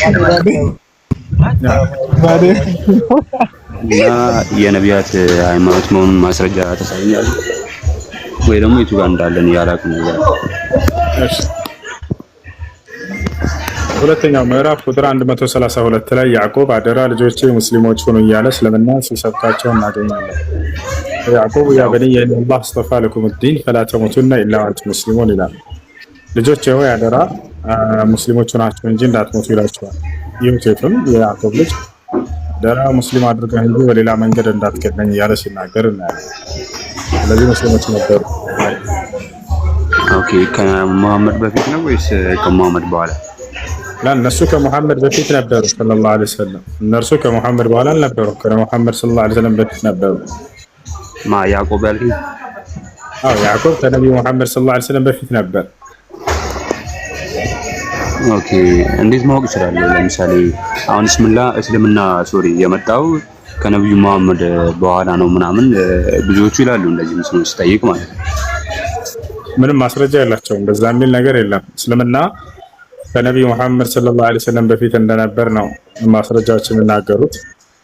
ነብዩ ሙሐመድ ሰለላሁ ዐለይሂ ወሰለም የመጨረሻ ዘመን ነብይ ናቸው። ከመሲሁ በኋላ የተላኩ ነብይ ናቸው። እስልምና ሃይማኖት ጀማሪ እርሳቸው አይደሉም። ኦኬ የትኛው መሲህ ነው የመጨረሻው መሲህ? ከመሲሁ በኋላ ሲል ማለት መሲሁ ሲባል የድንግል ማርያም ልጅ ያለ ወንድ ግንኙነት ከማርያም ከድንግል ማርያም ብቻ የተወለደው ያ መሲህ ወይም ክርስቶስ ይባላል። እሱ ከነቢያቶች መካከል አንድ ነው። በቁርአን ላይ መል መሲሁ ኢብኑ መርየም ኢላ ረሱሉን ቀድ ኸለት ሚን ቀብሊሂ ሩሱል ይላል። ማርያም ልጅ ክርስቶስ ከእርሱ በፊት እንዳለፉ መልእክተኞች አንድ መልእክተኛ ነው እያለ ይገልጸዋል። ከእርሱ በኋላ ነው ነብዩ ሰለላሁ ዐለይሂ ወሰለም የተላኩት። ኦኬ ኢየሱስ ክርስቶስ አሁን ለምሳሌ እናንተ ጋር ያው ነብይ ነበር ምናምን ያልከኝ ወይስ ነቢያት አንድ ነው?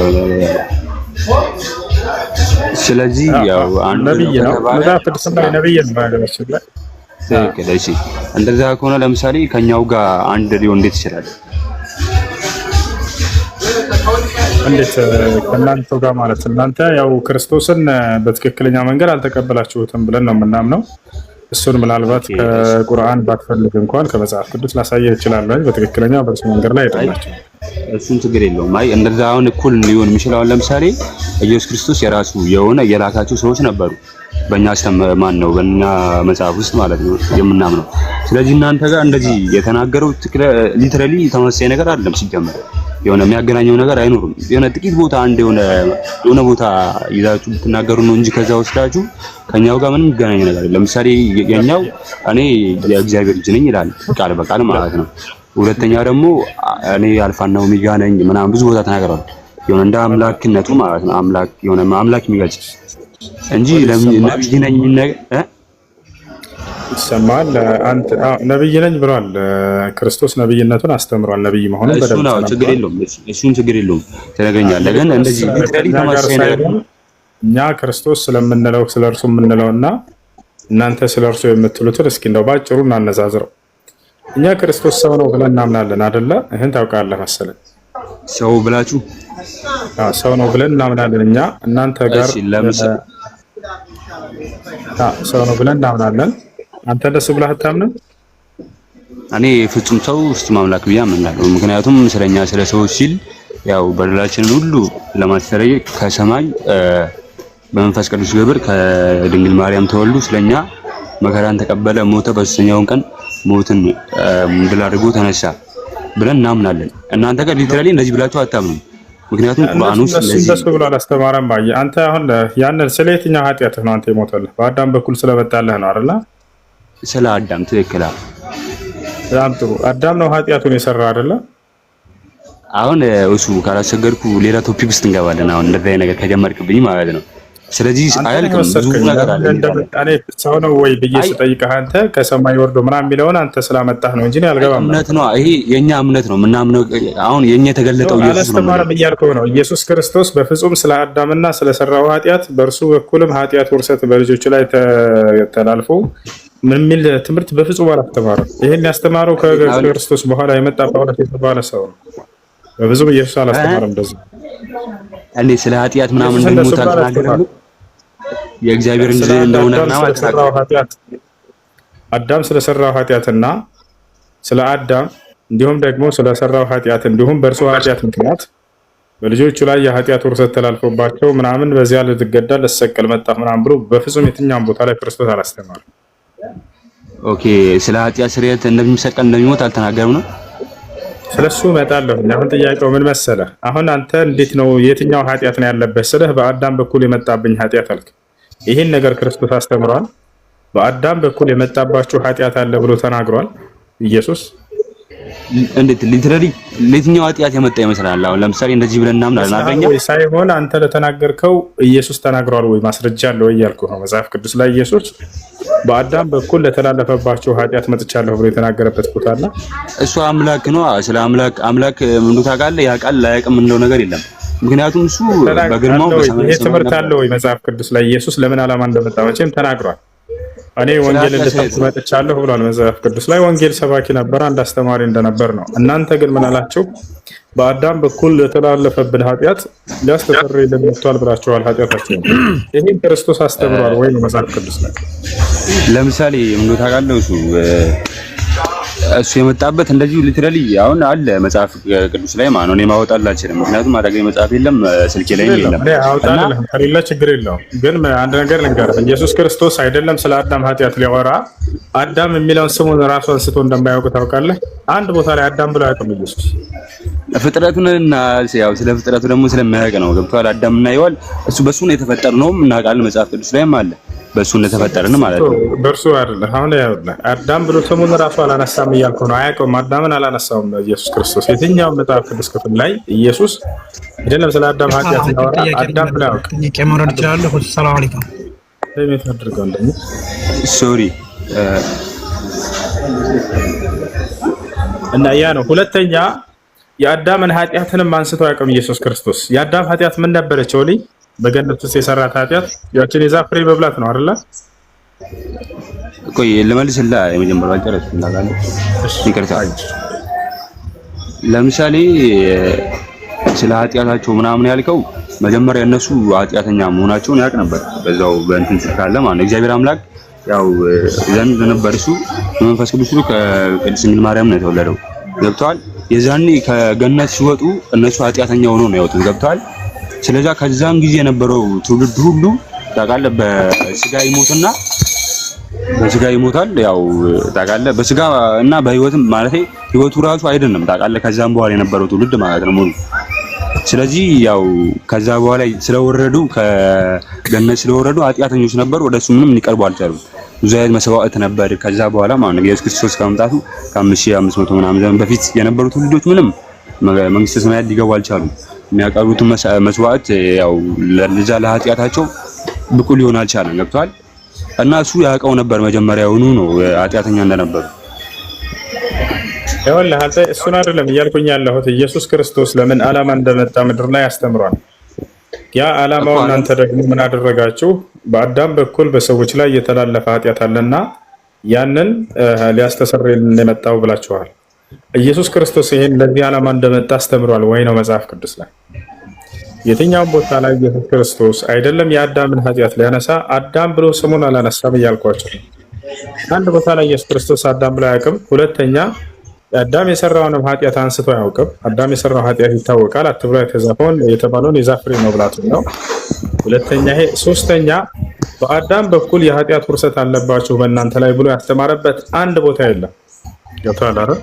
አንድ ቦታ የለም። ይሄን ያለው ማን ነው? ከአዳም በኋላ የመጣ ማን ነው? ከክርስቶስ በኋላ ተነስቶ ያስተማረው ጳውሎስ የተባለ ሰው ነው። በፍጹም ኢየሱስ ያላስተማረውን አዲስ ትምህርት ኢየሱስ ያላስተማረውን አዲስ ትምህርት ይዞ የመጣ እሱ ነው። ኃጢአት ሁሉ በአንድ ሰው ምክንያት ወደ ዓለም ገብቷል። ሁሉም ኃጢአትን ሰርተዋል፣ በአንድ ሰው ምክንያት ኃጢአት ወደ ዓለም ገባ እያለ አስተምራለሁ። በአዳም ምክንያት ማለት ነው። በአዳም ምክንያት የቱ ጋር ነው ኢየሱስ እንደዛ ያለው?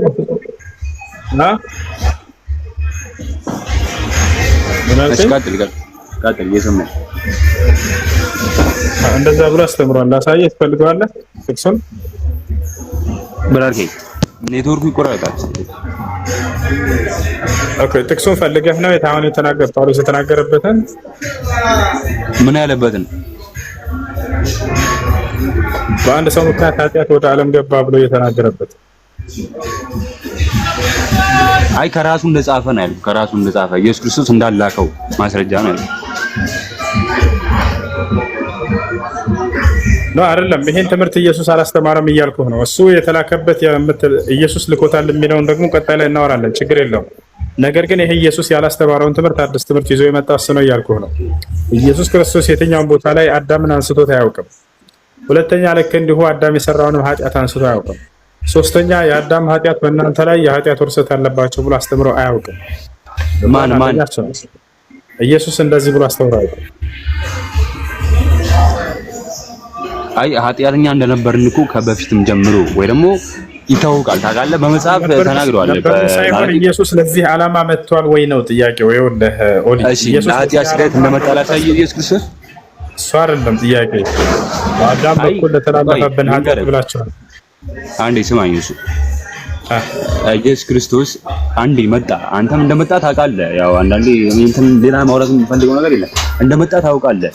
የትኛው ኃጢአት ነው የመጣው ብለህ እኔን እንትን ለማለት ሳይሆን የትኛው ኃጢአት እንትን ለማለት እንደመጣ ታውቃለህ። አንተም ሌላ ኃጢአት እንዳልመጣም እኮ ታውቃለህ። እንደዛው አንተ እኔም አውቃለሁ። ማንም ነው ያውቃል። ያላቀም እየጠየቅኩህ ነው። አንተ ካወቅክ በአዳም በኩል ለተላለፈ ኃጢአት ያለበት ቦታ ካለ አሳየን እያልኩ።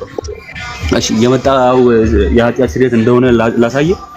እሱንማ ሁሉም ነቢያቶች እኮ እንትኖች ካህናቶችም የመጡት እኮ ለዚህ ነው። ኃጢአትን ያስተሰርያሉ ከእርሱ በፊት። ኃጢአትን ማስተሰሪያ አዲስ አይደለም። አይ ኃጢአትን ያስተሰርያሉ ከካህናቶች ያስተሰርያሉ። አይ እንደሱ አያስተሰርዩም። ኃጢአት ያስተሰርያሉ። ላሳይህ ወይ ያልኩህ ነው። እሺ የዘላለም ሕይወት ይሰጣሉ እንደሱ። አሁን የዘላለማዊ ሕይወት ማለት ምን ማለት ነው? በሱ ማመን ነው። ያው በሱ ድነናልም የዘላለም ሕይወትም ደግሞ እናገኛለን ነው። እንደዛ አይደለም። የዘላለማዊ ሕይወት ማለት በአምላክ አንድነት አብ አንድ አምላክና ብቸኛ አምላክ እንደሆነ ማመንና ክርስቶስ የአንዱ አምላክ መልእክተኛ መሆኑን ማመን ማለት ይሄ ነው። ይሄን ማወቅ የዘላለማዊ ሕይወት ማለት ነው። ይሄን ደግሞ ሁሉም ነቢያት ይሰጣል። ቀላል ነገር የአብን አምላክነት ነቢያቶችን ሲያስተምሩ ነበር። ልክ እንዲሁ የዘመኑን ነቢይ እንደ ነቢይ ይቀበሉ ነበር። ክርስቶስንም እንደ መልእክተኛ የተቀበለ ወደ አምላክ አብን ያመነ ሰው የዘላለማዊ ሕይወትን ይሰጣል። ይሄ ነቢያቶች ይሰጡ ነበር፣ ያስተምሩ ነበር። እውቀት ነው የዘላለማዊ ሕይወት የተባለው እንጂ ሌላ አይደለም። ስለዚህ እኔ የዘላለም ሕይወት ይሰጣል ወይ አይሻይስ? አዎ እናሱ ጳውሎስ በትክክል ኢየሱስ ክርስቶስ ልኮታል ብለና አንተ የምታምነው? በመንፈስ ቅዱስ ተመርቶ እየተናገረ ነበር። እሱ ግን በመንፈስ ቅዱስ መመራት ነው። ጳውሎስ በእኔ ላይ መንፈስ ቅዱስ ያለብኝ ይመስለኛል ብሎ ነው የተናገረው በጥርጣሬ። አይ በጥርጣሬ አይደለም፣ ሊትራሊ መጀመሪያም ተነግሯቸው ነበር። እሺ ላሳይህ። እሺ ጳውሎስ መንፈስ ቅዱስ በእኔ ላይ ያለ ይመስለኛል ብሎ በጥርጣሬ ነው የተናገረው። ላሳይህ ይመስለኝ። አሁን ለምሳሌ እኔ ነገር የፈለኩት ምን ነው ታውቃለህ? መጽሐፎቹ እነዚህ የጳውሎስ መጽሐፍ ሁሉ የተጻፉት ልኮት ነው። እሱ ደግሞ እንደሚናገረው በመንፈስ ቅዱስ ነው የተናገረው ነው። በመንፈስ ቅዱስ ምር ይተናገር ካላለም ጳውሎስ ሲናገር በመንፈስ ቅዱስ በእኔ ላይ ያለብኝ ይመስለኛል እያለ ነው ብሏል። ላሳይህ ወይ እያልኩህ ነው ኦሊ። እኔ ደግሞ ላሳይህ እንዴት እንደሆነ ምን በመንፈስ ቅዱስ ነው የተናገረ ማለት ነው። ሲያሳይ ችግር የለውም።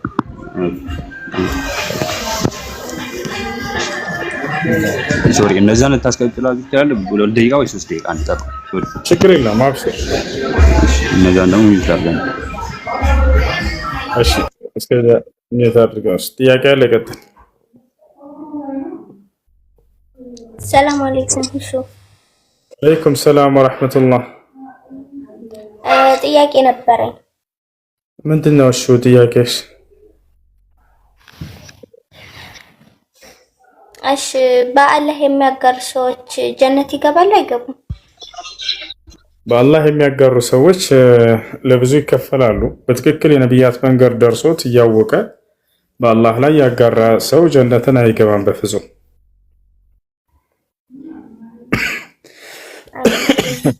እሺ ሁለተኛ ጥያቄ አለኝ። መርሐባ። የነዚህ ለያጋራ የማይገባ ሰው አለ ወይ ልትሉ ትችላላችሁ። የሚገባ አለ ወይ ገነት ውስጥ? አንደኛ ልታውቁ የሚገባው እነሆ መን ይሽሪክ ቢላሂ ፈቀድ ሐረመ አላሁ ዐለይሂ አልጀና ብሏል ዒሳ። እነሆ በአላህ ላይ ለአንድን አካል ያጋራ ሰው አላህ ገነትን በእርሱ ላይ እርም አድርጎበታል ብሎ ዒሳ አስተምሯል። ይሄ ነቢያቶቻችን ሁሉ አስተምሮ ነው። በአላህ ላይ ያጋራ ሰው ገነትን በፍጹም አይገባትም። ነገር ግን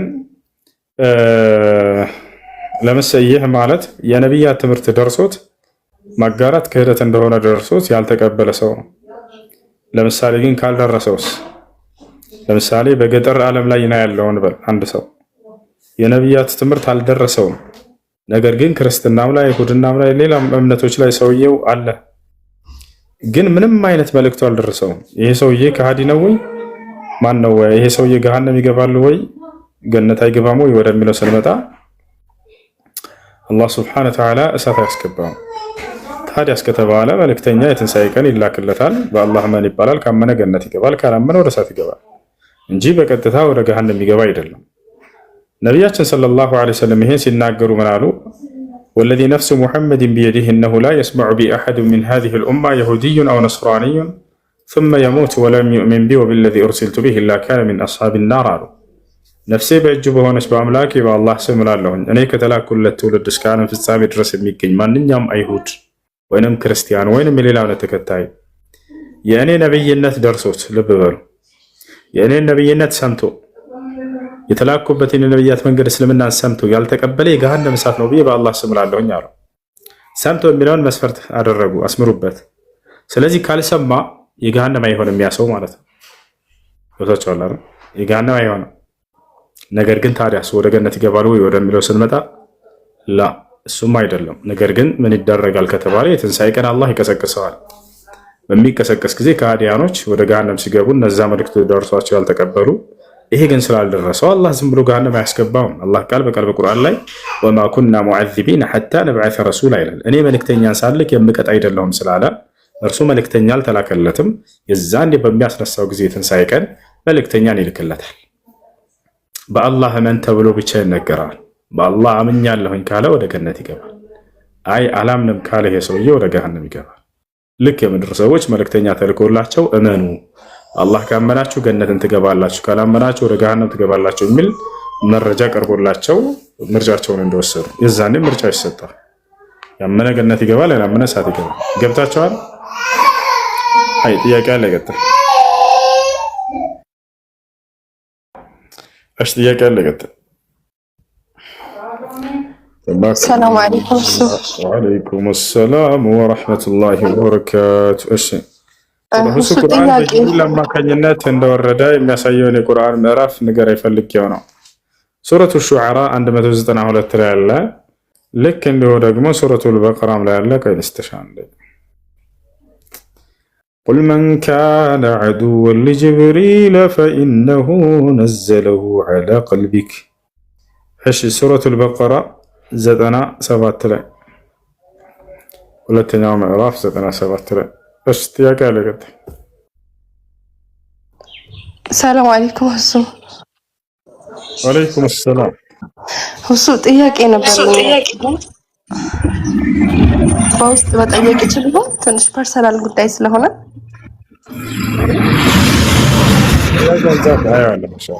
መልእክት አስቀምጬ ነበረ፣ ግን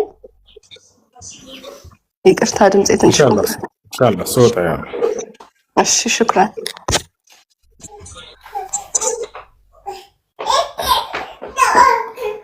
ህፃን ልጅ መጣ ና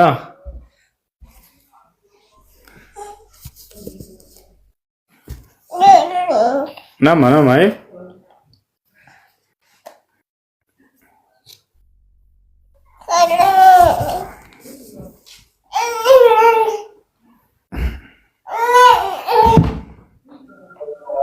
Assalamualaikum Husu. Dinna. Waalaikumsalam. Dana. ጥያቄ ነበረኝ። ከአይድ ላይ ሆኖ ቁርአን በቃል መቅራት ይችላል አይቻልም? በዑለማዎች መካከል ኺላፍ ቢኖረውም ይቻላል። በሂፍዝ መቅራት ይቻላል፣ ችግር የለም እኮ ያኔ ኖርማል ነው። በሂፍዝ መቅራት ይቻላል አይደለም? እሺ ደግሞ ለምሳሌ እኔ ጾመኛ ሆኜ ያ ሰው መጾም እየቻለ አብሮኝ ያለ ሰው ለዛ ሰው እኔ ምግብ ሰርቶ መስጠት ለኔ ሐራም አይሆንም? አይቻልም። ነገር ግን ህፃን ልጅ ከሆነ ችግር የለውም። ልክ እንዲሁ ደግሞ ሽማግሌና አሮጊቶች ከሆነ ችግር የለውም። እንዲሁም ሙሳፊር ከሆነ ችግር የለውም። ሀይድ ላይ ያለች ሴት ወይንም የታመመ ሰው ከሆነ ችግር የለውም። ከዚያ ውጭ ግን ወጣት ሆኖ መጾም እየቻለ አውቆ ሆን ብሎ ለማይጾም ሰው ማብላት አይቻልም። ኖ ያኔ አይድም ላይ አይደለም አልታመመም፣ ነገር ግን መጾም ይችላል ግን አልጾምም ብሎ ያኔ አላህን አምጾ ለምሳሌ ያለህን አልገዛም ብሎ ለዛ ሰው ሊሰርች ማቅረብ ሐራም ነው አይደለም? አይቻልም ማለት ነው። እሺ አመሰግናለሁ።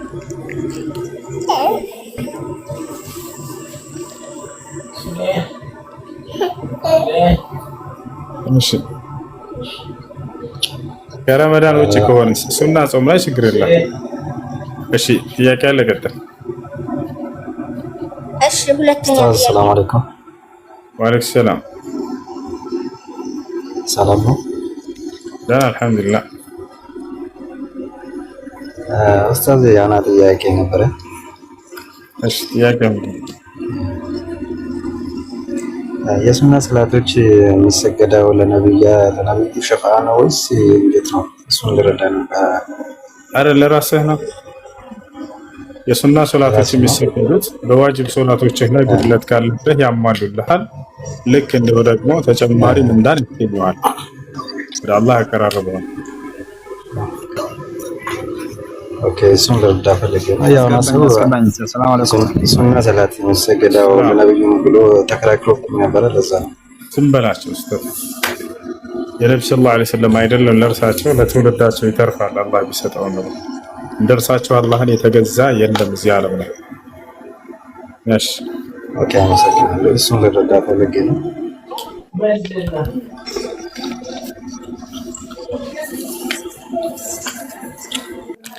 እሺ ጥያቄ ያለ ይቀጥል። የነብዩ ሰለላሁ ዐለይሂ ወሰለም የሰሩትን አምልኮ ከአደም ጀምሮ እስከ የውመል ቂያማ ለሚመጣው ትውልድ ሁሉ አላህ ቢያከፋፍለው ወላሂ ጀነት ለመግባት ባበቃቸው ነበር። እንዴ ነብዩ ሰለላሁ ዐለይሂ ወሰለም ናቸው እኮ እንዴ ሐታ ነብዩላህ ዒሳ ሲገልጻቸው አህመድ ብሎ እኮ ነው የገለጻቸው። አህመድ ማለት ምን ማለት እንደሆነ ታውቃላችሁ? ከማናችንም በላይ አምላኩን ያመሰገነ እያለ እኮ ነው ዒሳ። አህመድ ማለት እጅግ በጣም አምላኩን ያመሰገነ ሰው ወደፊት ከኔ በኋላ ይመጣል ብሎ ነው የገለጻቸው።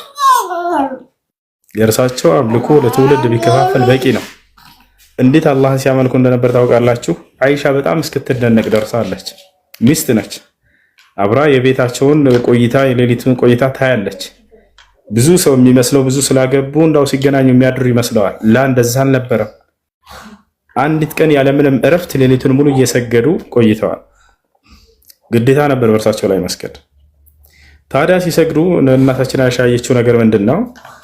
كان النبي صلى الله عليه وسلم يقوم الليل حتى تتفطر قدماه فقلت له ولم ذلك يا رسول الله وقد غفر الله لك ما تقدم من ذنبك وما تأخر فقال يا عائشة ألا أكون عبدا شكورا ነብዩ ሰለላሁ ዐለይሂ ወሰለም ሌሊቱን ሙሉ ሲሰግዱ ቆመው ሲሰግዱ ያድሩ ነበር አለች አይሻ።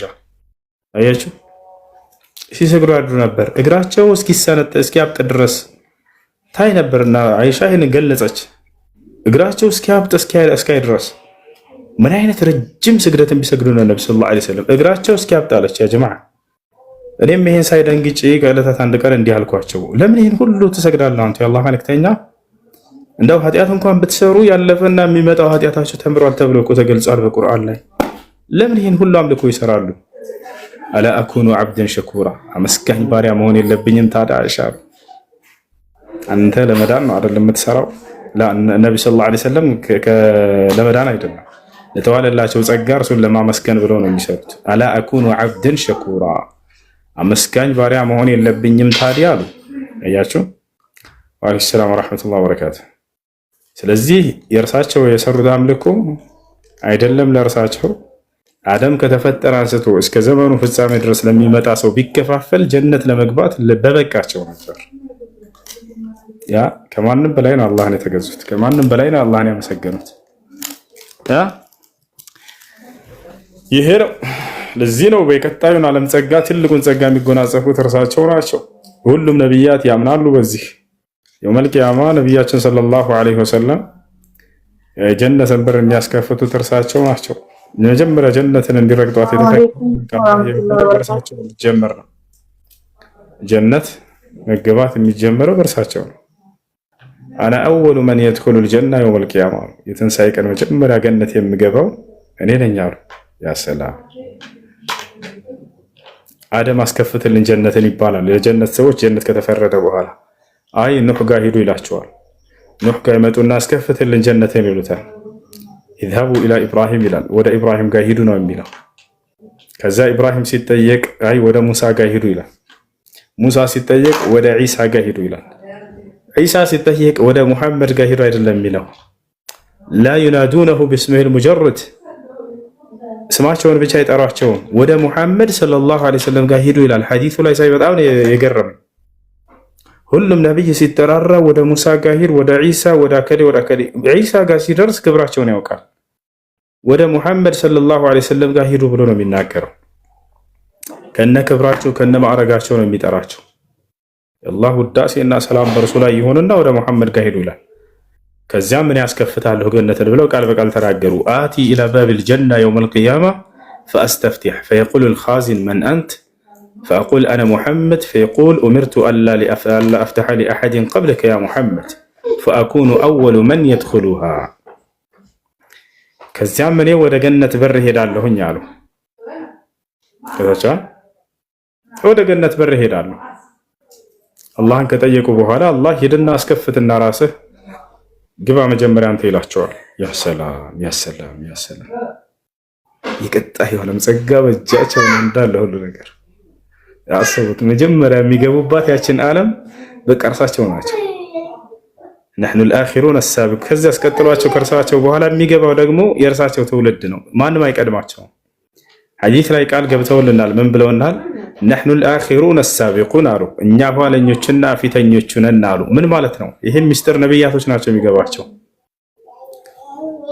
ነብያቶች ናቸው የሚገባቸው ትውልዳቸውን ወደ ገነት እንደሚገቡ ሲነግሯቸው ጊዜ ነገር ግን ከናንተ በፊት ማን ነው ኋለኞች ፊተኞች ይሆናሉ ብለው ይነግሯቸዋል ምናልባት እስካሁን ድረስ መጽሐፍ ቅዱስ ላይ አለ ኢየሱስ ክርስቶስ አንዱን ሰው ገነት እንደሚገባ ከነገረው በኋላ ነገር ግን አለውና ኋለኞች ፊተኞች ይሆናሉ ብሎ ተሄደ ምን ማለት ነው ነብዩ ሰለላሁ ዐለይሂ ወሰለም ተከርሱ በኋላ ምን አሉ እኛ ነን እኮ ኋለኞችና ፊተኞች አሉ ኋለኞች የተባልንበት ምክንያት ወደዚህ ዓለም ከትውልድ ሁሉ መጨረሻ ትውልድ በመምጣታችን ነው አሉ ፊተኞች የተባልንበት ምክንያት በቀጣዩ ዓለም ከትውልድ በፊት ቀድመን ገነትን ስለምንገባ ነው ብሎ ተናገሩ نحن الاخرون السابقون እኛ ኋለኞችና ፊተኞች ነን አሉ ታዲያ ወደ ገነት በር ሄዳለሁኝ እኔም ማስከፍታለሁኝ አሉ فاقرعوها እኔም ቆረቆራታለሁኝ በሯን አሉ فيقول الخازن من انت ጠባቂው ማን አንተ ይላል فاقول انا محمد እኔ ሙሐመድ ነኝ ይላልሁኝ አሉ فيقول ጠባቂው ምን ይላል ዘበኛው መልአክ امرت الا افتح لاحد قبلك يا محمد ሆይ ከአንተ በፊት ለአንድም ሰው ቀድሜ እንዳልከፍት አንተ እስክታዘኝ እየጠበቅኩ ነው ይላቸዋል ታዘዣለሁ በቃ ከአላህ ዘንድ ይላል ኡሚርቱ ማለት ታዘዝኩኝ ማለት ነው አላህ አዞታል ሙሐመድ መጥቶ ካላስከፈተህ ለሌላ ለማንም ሰው እንዳትከፍት ይችን ዓለም ቀድመህ ለማንም ተብሏል እየጠበቀ ነው ያለው فانا اول من يدخلها ቀጥለው መጀመሪያ ገነትንም የምገባት እኔ ነኝ ብለው ተናገሩ ያ የሰዎች ለ50 ሺህ ዓመት በሚጠለሉበት ጊዜ እርሳቸው የት ነው የሚሆኑት ታውቃላችሁ እርሳቸው የት ነው የሚሆኑት ሰዎች ለ50 ሺህ ዓመት ያክል ከሃዲያኖች ፀሐይ ከስንዝር ያክል ቀርባቸው እዛ ላይ ለ50 ሺህ ዓመት ይቆያሉ። ነቢያትና ተከታዮቻቸው ደግሞ በአርሽ ጥላ ስር ይጠለላሉ። ነቢዩ ሰለላሁ ዐለይሂ ወሰለም የት እንደሚሆኑ ታውቃላችሁ?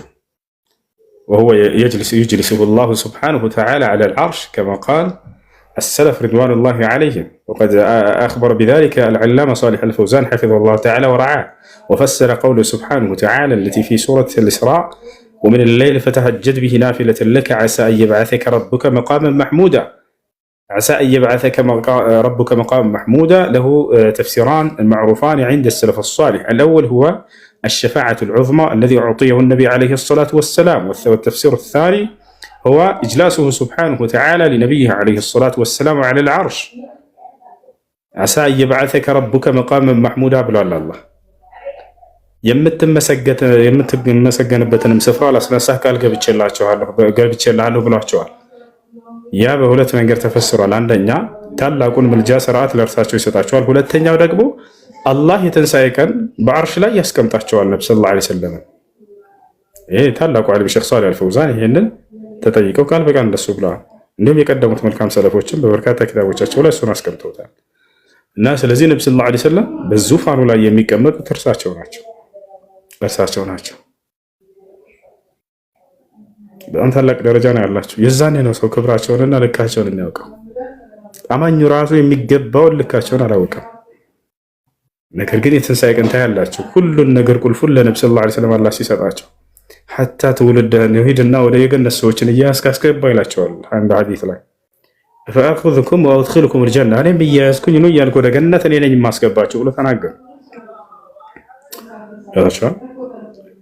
ይህ ነው ጥያቄ ያለ ቀጥል። ወአለይኩም ሰላም ወራህመቱላህ። እንዴት ናችሁ ኡስታዝ? ደህና አልሐምዱሊላህ። በጣም ነው የምወድህ፣ በጣም ነው የማከብርህ። ጀዛከላ ኡስታዝ። አላህ ያክብርህ፣ አላህ ይወድህ። ሹክራን።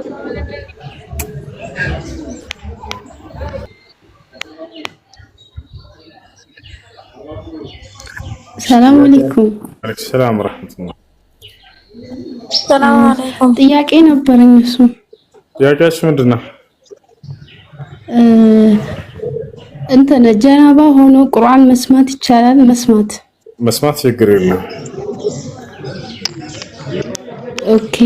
ሁለተኛ ጥያቄ ደግሞ እንትን እዚህ መዳም ቤት ማለት በስራ እንትን በሱሪ መስራት ልጆቿ የሉም፣ ያኔ ማንም የለም። ከአንድ አሮጊት ብቻ ነው የምኖረው እና በሱሪ ብሰራና ልጆቿ ደግሞ ሲመጡ በዛው በቀጠለ ችግር አለው? ልጆቿ ስትይ ለአቅመ አዳም የደረሱ ልጆች ናቸው ወይ ትናንሽ ህፃናት ልጆች ናቸው? ትላልቅ ናቸው። እንደዛ ከሆነ ሱሪ ለብሶ አይቻልም በአጅነቢ ወንድ ፊት።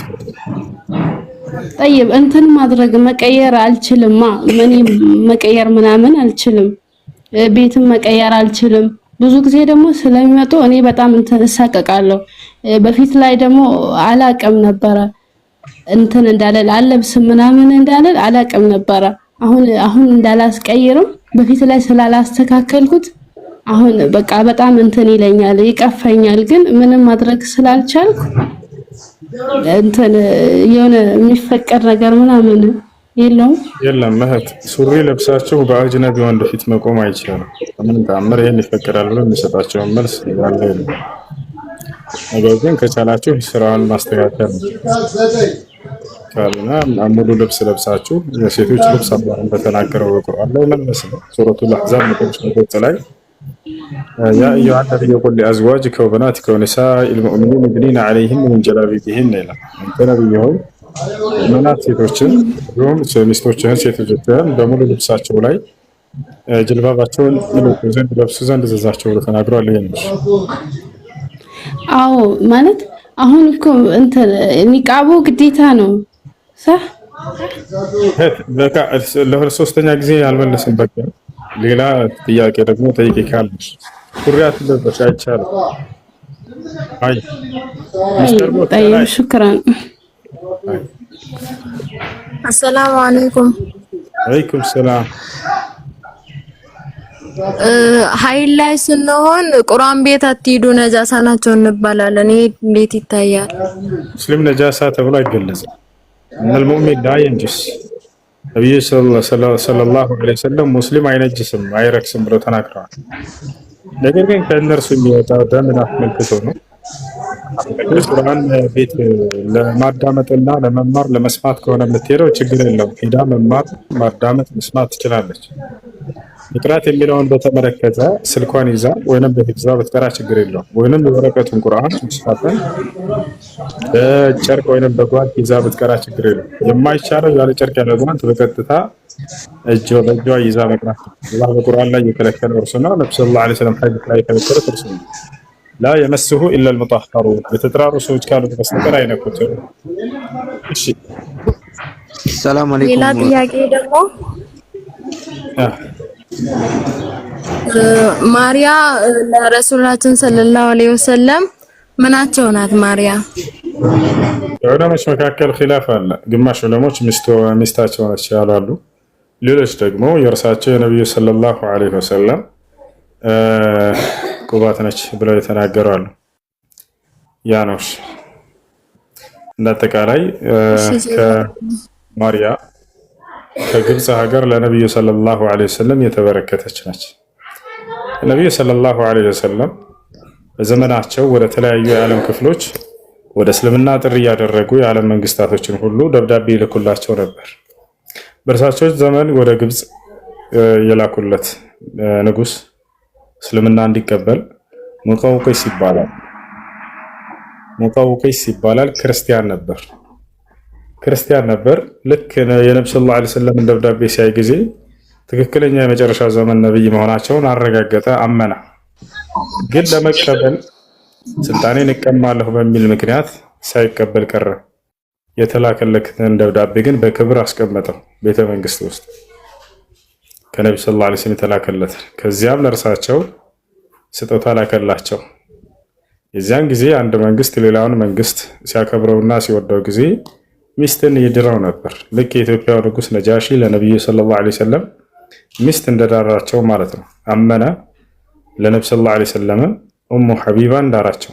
ኡሙ ሐቢባ የነብዩ ሰለላሁ ዐለይሂ ወሰለም ሚስት የኢትዮጵያ ንጉስ ነጃሺ ነው ሙሉ ባል ለሚችለው ወጭ ችሎ የዳራቸው። ልክ እንዲሁ የግብፁ ንጉስ ደግሞ ሁለት እህትማማቾችን ለነብዩ ሰለላሁ ዐለይሂ ወሰለም ላከላቸው በስጦታ መልክ። እህትማማችን ታዲያ ነብዩ ሰለላሁ ዐለይሂ ወሰለም ጋር መዲና በደረሱ ጊዜ እኔ እህትማማቾችን አላገባም አሉ። አይቻልም፣ አይፈቀድም ለእኔ ብለው ተናገሩ። እህትና እህትን ማግባት አይቻልምና ወአን ተጅመዑ በይነል ኡኽተይን ይላል አላህ። ሁለት እህትማማቾችን በአንድ ኒካህ መሰብሰብ በእናንተ ላይ እርም ተደርጓል ብሏል ሱረቱ ኒሳ ላይ። ስለዚህ ምን አደረጉ? ማርያ አልቅብጥያ ክርስቲያን ነበረች። ነብዩ ሰለላሁ ዐለይሂ ወሰለም ከእርሷ ጋር ህይወትን ከመጀመራቸው በፊት ግን ወደ እስልምና ጥሪ ያደረጉላት፣ እስልምናን ተቀበለች። ያችኛዋን እህቷ እሷን ማስተማራት እስልምናን ተቀበለች። ያችኛዋን እህቷን ማናገባት? ማን ነው የሚመልስ ይሄን ጥያቄ? ጎበስ የሚመልስ ሽልማት አለው። የማርያ አልቅብጥያን እህት ያገባት ሱሐባ ማን ይባላል? ማን ይባላል? ማርያ አልቅብጥያ ነብዩ ሰለላሁ ዐለይሂ ወሰለም ከዛ በኋላ ከእርሷ ጋር ህይወትን ጀምረዋል። የማርያ አልቅብጥያን እህት ግን ማን ያገባት? የነብዩ ሰለላሁ ዐለይሂ ወሰለም ማርያ አልቅብጥያን እህት አቡበክር አይደለም፣ ዑስማን አይደለም፣ ዑመር አይደለም። ከባድ ጥያቄ አይደለም። አልመለሳችሁም። ማን ነው የሚመልስ?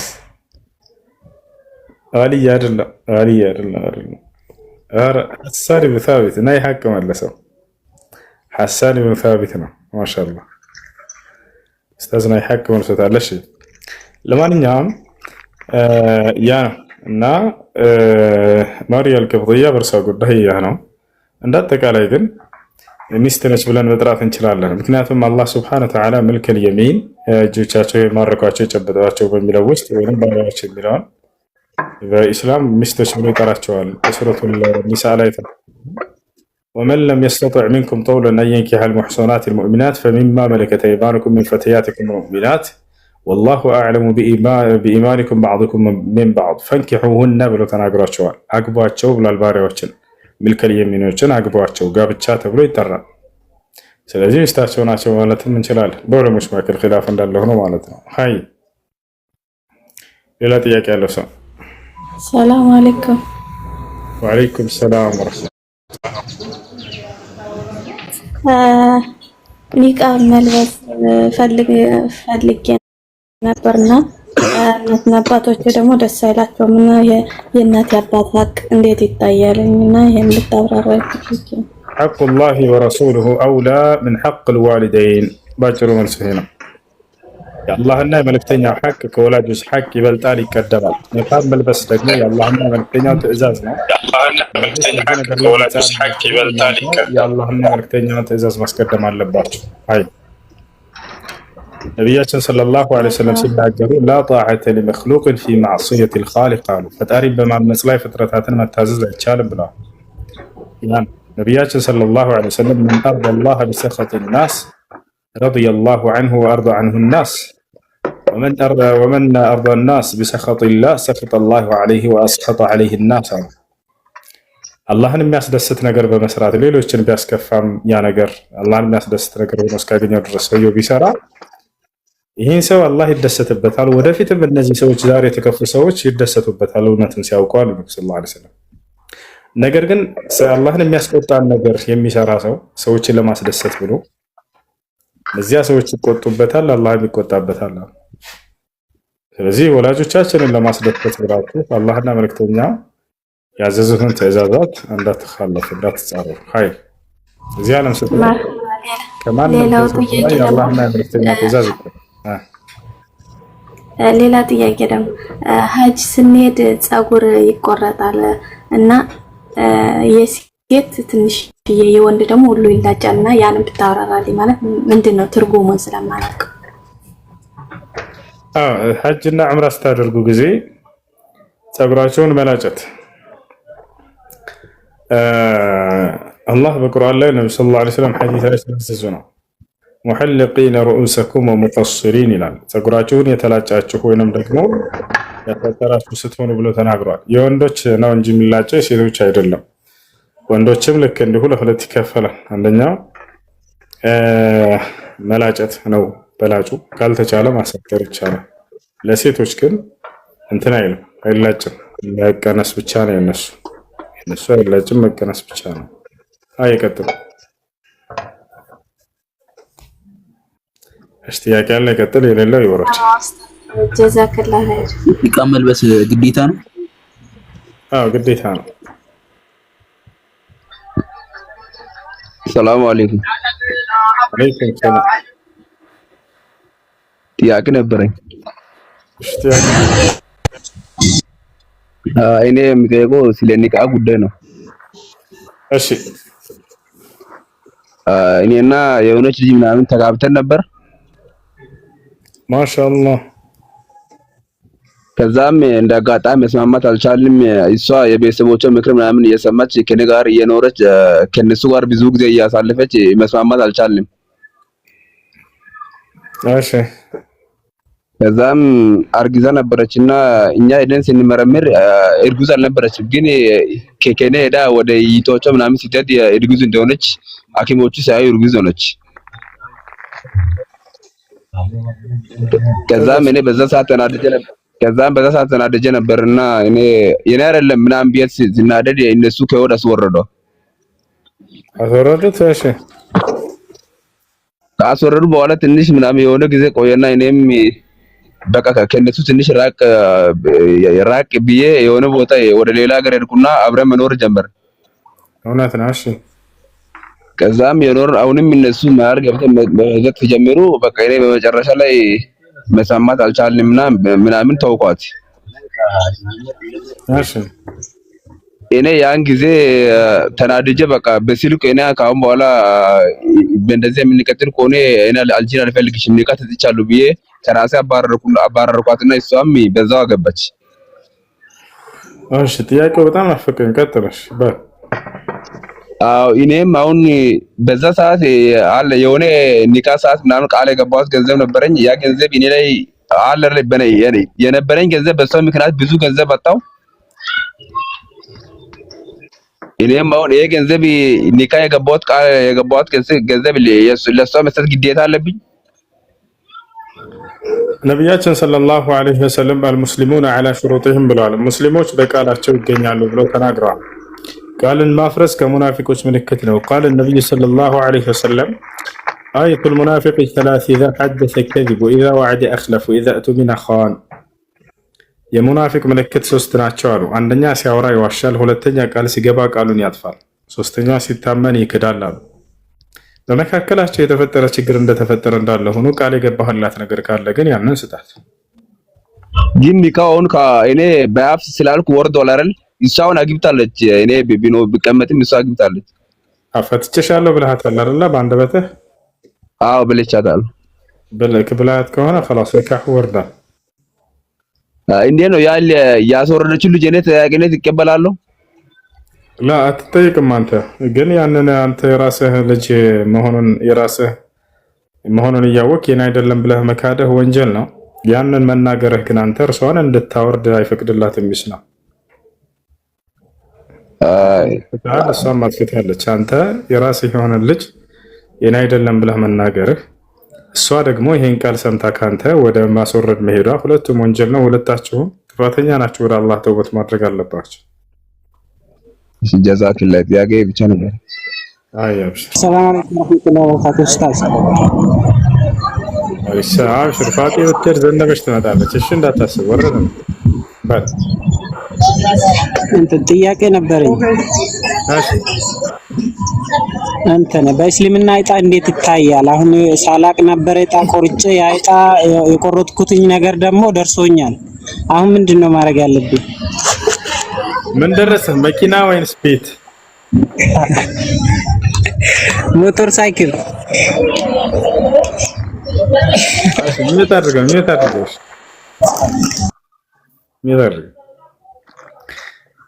ሎተሪ ሐራም ነው፣ ክልክል ነው። ለምን ከተባለ ከቁማር ነው። ቁማር ደግሞ አላህ በግልጽ ቁርአን ላይ ከልክሎታል። የት ከተባለ ሱረቱል ማኢዳ ላይ ቃለ ሱብሓነሁ ወተዓላ ያ አዩሃ አለዚነ አመኑ ኢነማ አልኸምሩ ወልመይሲሩ ወልአንሳቡ ወልአዝላም ሪጅሱን ሚን ዐመሊ ሸይጣን ፈጅተኒቡሁ ለዐለኩም ቱፍሊሑን ይላል። ምን ታድርጉ? አላህ ምን አለ? እናንተ ያመናችሁ ሰዎች ሆይ አስካሪ መጠጥ እንዲሁም ደግሞ ቁማር ከሰይጣን ስራዎች ናቸው፣ ትድኑ ዘንድ ከነርሱ እራቁ እያለ ይናገራል አላህ። ስለዚህ ቁማር ሐራም ነው፣ ክልክል ነው። የጊዜያችን ታላላቅ ዑለሞች ሼክ አብዱልዓዚዝ ብን ባዝ፣ ሼክ ብን ዑሰይሚን በዚህ ጉዳይ ተጠይቀው ሎተሪን ቁማር ነው ብለው ተናግረዋል። ስለዚህ ሐራም ነው፣ አይቻልም፣ ክልክል ነው። ሎተሪ የሚያስቆርጡ ሰዎች ቸር ይመስላችኋል አይደለ? ለሰው ውለታ እየዋሉ ምናምን ይመስላችኋል አይደለ? እነሱ ባለሀብት ሆነው ምናምን ላ አይደለም። በጣም ብልጧ ጦጢት የሆኑ ነጋዴዎች ናቸው። ነጋዴዎች ናቸው። እንዴት እንደሚያደርጉ ምሳሌ ልስጣቸው። አንድ መኪና በ1 ሚሊዮን ብር ይገዙና ያስቀምጣሉ። ከየትም ከፍለው ወይ ተበድረው ምናምን ወይ ሀብታሞችም ከሆኑ ያችን 1 ሚሊዮን ብር ገዝተው መኪና ያስቀምጣሉ። ከዚያ በኋላ ታች ላለ ምስኪን 50 ሺህ ብር ሎተሪ ቁረጡ፣ በ50 ሺህ ብር መኪና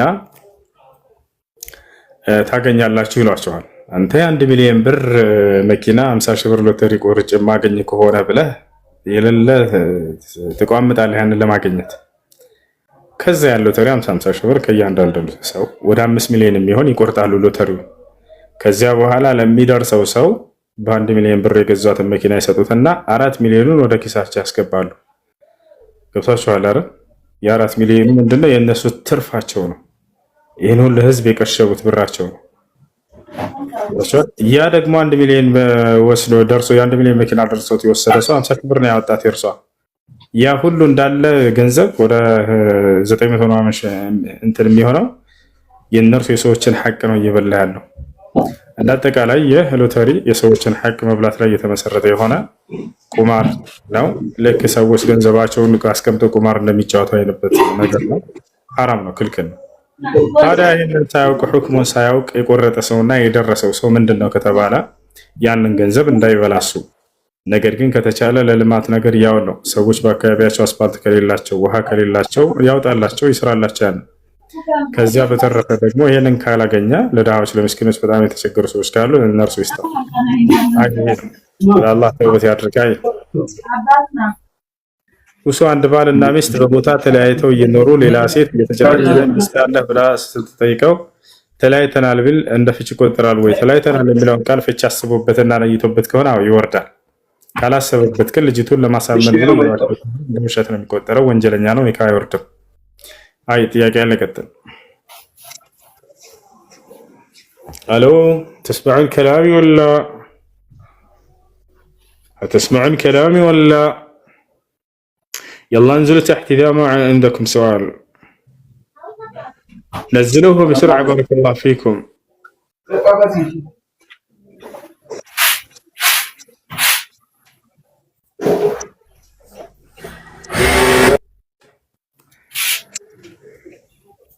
ጥያቄ ከሌላችሁ አትላኩ ዘለቀዎች። ሰላም አለይኩም እሱ ኡስታዝ። ሰላም ወራህመቱላህ። ሰላም አለይኩም። ወአለይኩም ሰላም ወራህመቱላህ ወበረካቱ። ሰላም ነው እሱ። አልሐምዱሊላህ። ቅድም የሆነ ጥያቄ እየመለስክ ነበርና ኮሜንት ላይ ያላየሁት አሁን አንድ ባል መጀመሪያ ባሏ ሞቶባት ሁለተኛ ምናምን ስታገባ ያ መጨረሻ ላይ ጥያቄ ነበርና ያን ሰው የማትወደው ከሆነስ አኺራ ላይ ይሄ ነገር የለም። መውደድ መጥላት የሚባል በልባቸው ውስጥ የለም፣ ይነሳል። አላህ በቁርአን ላይ ሲናገር ወነዘዕና ማ ፊ ሱዱሪሂም ሚን ጊል አለ። የጀነት ሰዎችን ከልባቸው ውስጥ ያለን መጥፎ እንትን ቅናት የሚባል ያንን ምንጭቅ አድርጌ ያወጣላቸዋለሁ ብሏል። لا تباغض ولا تحاسد ولا كل هذه الاشياء لا توجد في الجنه اصلا كما سمعتوا بجنه ውስጥ የለም ይሄ